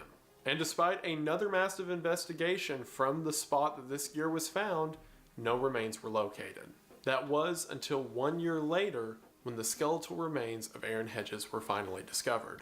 They were lying about half a mile down the hillside from the location where his gear was found the year prior. This was about 6 miles from where the makeshift campfire and boots were discovered, and about 15 miles from the last place where his friends saw him. And to make it even more bizarre, the remains were found a few hundred feet from the road and the ranch. And just in case you thought we'd get any answers, there were no cause of death determined from the bones that were found. There was no trauma on any of the bones or any indications of an injury that could have led to his death. For all we know, he simply died there with no earthly explanation. So think about this case. An experienced hiker begins to walk to a location that he's incredibly familiar with. However, he walks the completely wrong direction and then comes back in the wrong direction before he decides to take his boots off, walk another 6 miles to a mountaintop where he calmly sits down and has a coffee and energy drink before he leaves his backpack. And it seems that he was not only energized from the drinks, but also the granola wrappers he was eating, weird, walks half a mile, and dies right before he hits the road. A lot of people online say that he passed into a different dimension, which, sure, I've got nothing better. It's a story that really makes you ask, what happens in the woods when we're not looking? Some other cases I want to mention that they didn't really exemplify any of these individual profile points, but I thought that they were interesting, were those of Maurice Doc Demetz, who went missing while topaz hunting in Pike National Forest. He was there with his friend, and this is another case where this was a person who was physically disabled. He had a very time walking on his own. He was, I believe, 82 years old, so there just wasn't any way that he was really going anywhere fast. His friend, after a few hours, went to check on him because they were just topaz hunting 50 yards from each other, and he checked on him a few times, but the last time he went to check, Maurice wasn't there anymore, and nobody at all could find him. There's no way this guy wandered off on his own, and they determined there was no motive for the guy who was with him to have killed him. So, very strange case. There's the case of Eric Lewis, who went missing while hiking, particularly climbing, Mount Rainier. They were ice climbing, he and his 2 friends. They noticed that they hadn't heard anything from him in a while, and when they pulled on the rope that would have gone down to him, it was slack. Eric seemingly just disappeared off the side of the mountain. He had unhooked his carabiner, and that was the last thing anybody could figure out that he had actually done. His clothes and gear were found in a small ice cave a little bit down the mountain, and that was it. That was the end. They could not find him, and the ice cave either did not go back far enough or was not navigable enough for them to look into it. There's also the case of Paul LeMay, who went missing on Mount Marathon. Now, Mount Marathon is, of course, in Kenai Fjords National Park. So he was running the Mount Marathon race. He was the last person to be running the race. He was seen very close to the finish line by the crew who were packing up. He decided he wanted to make it all the way and then come back down, and he was never seen. They searched all over the mountain, every side, and there was no evidence that he had ever left the peak. Finally, the case of Bart Schleier, who went missing in Reed's Lake in the Yukon Territory. This was not in a national park or national forest, but it was in an extremely isolated area that you actually had to fly to. He was brought in via an amphibious plane, and then via national park or national forest, but it was in an extreme... Finally, the case of Bart Schleier, It was who driving went me crazy. It was driving me crazy. missing in Reed's Lake in the Yukon Territory. This was not in a national park or national forest, but it was in an extremely isolated area that you actually had to fly to. He was brought in via an amphibious plane, and then when the pilot returned to pick him up at the scheduled time, Bart was not there. There was no sign that he had actually been hurt or attacked while he was there, but he just disappeared. His food was still all packed up at the campsite. There was a bag that had an impression on it that made it look like somebody might have been sitting on it, leaning back, you know, maybe waiting for game to come along. And of course, Bart was a world-class hunter. This is a guy who would track and tag Siberian tigers. It's an invitation to play, explore, and get lost. Give yourself... And I mean, the idea that a bear in the Yukon would catch him off guard enough to kill him without any sign of struggle just doesn't make sense. On top of that, if it were a bear, a mountain lion, a pack of wolves, anything like that, they probably would have also gone for the food that was left at his campsite. Since that was untouched, it seems very unlikely that he was a victim of animal predation. So that just about covers all the profile points and a number of cases that exemplify them. Once again, I'm Aiden Mattis of the Lore Lodge. You can find us here on YouTube, and I'll toss it back to Isaiah to go over some more details. A lot of the missing 411 cases are entirely... Say thank you for watching. I am horrified right now. I think I'm actually here past curfew, and I'm not supposed to be here, and I keep hearing... Hello everybody, today we are going to begin... Maybe we can get some closure on of the same beast. So as hopefully over the coming series we put some pieces together about what the... That's absurd, bro. That's redonkulous.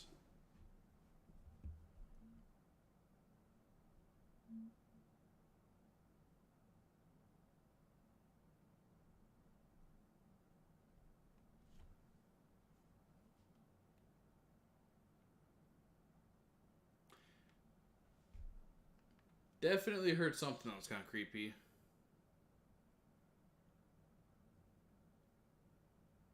And I don't know where it was.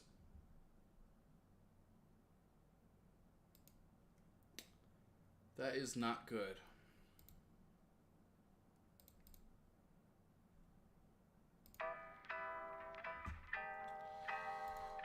Well, chat, I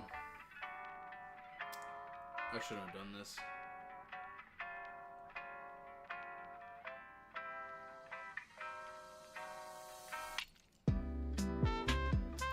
Bro, I just might, dude. Like...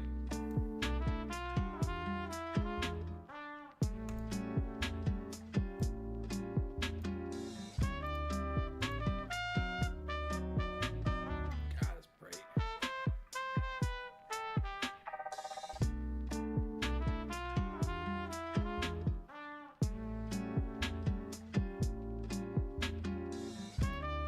Yeah, that was just ridiculous. I don't know why I did that.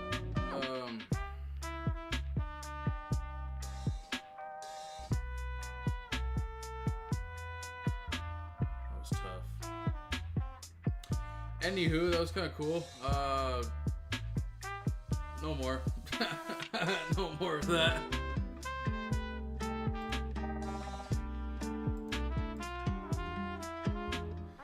Not saying I can't handle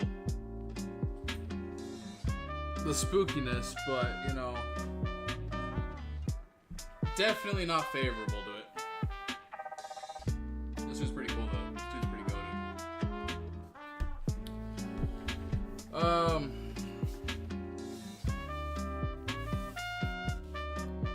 Yeah, no. I'm never doing the ocean, bro. Never. I'll never touch the ocean, ever. Couldn't catch me dead going to the ocean.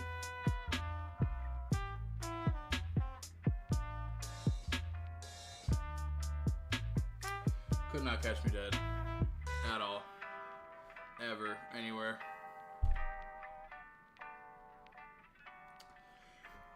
If you ever see me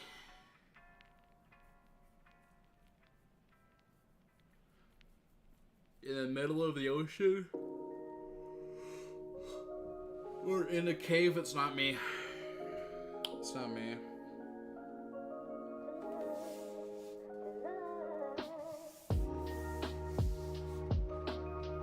I was killed and replaced.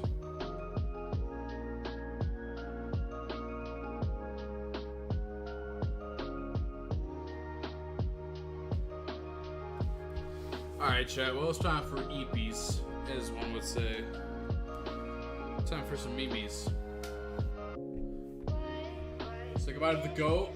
This thing is sick, by the way. I'll wear it next stream. Just kidding. Maybe. We'll see. I might get another one. Alright, Pablo. Have a good night. Chad, everyone else, have a good night. I'll see you guys sometime. I'll let you know.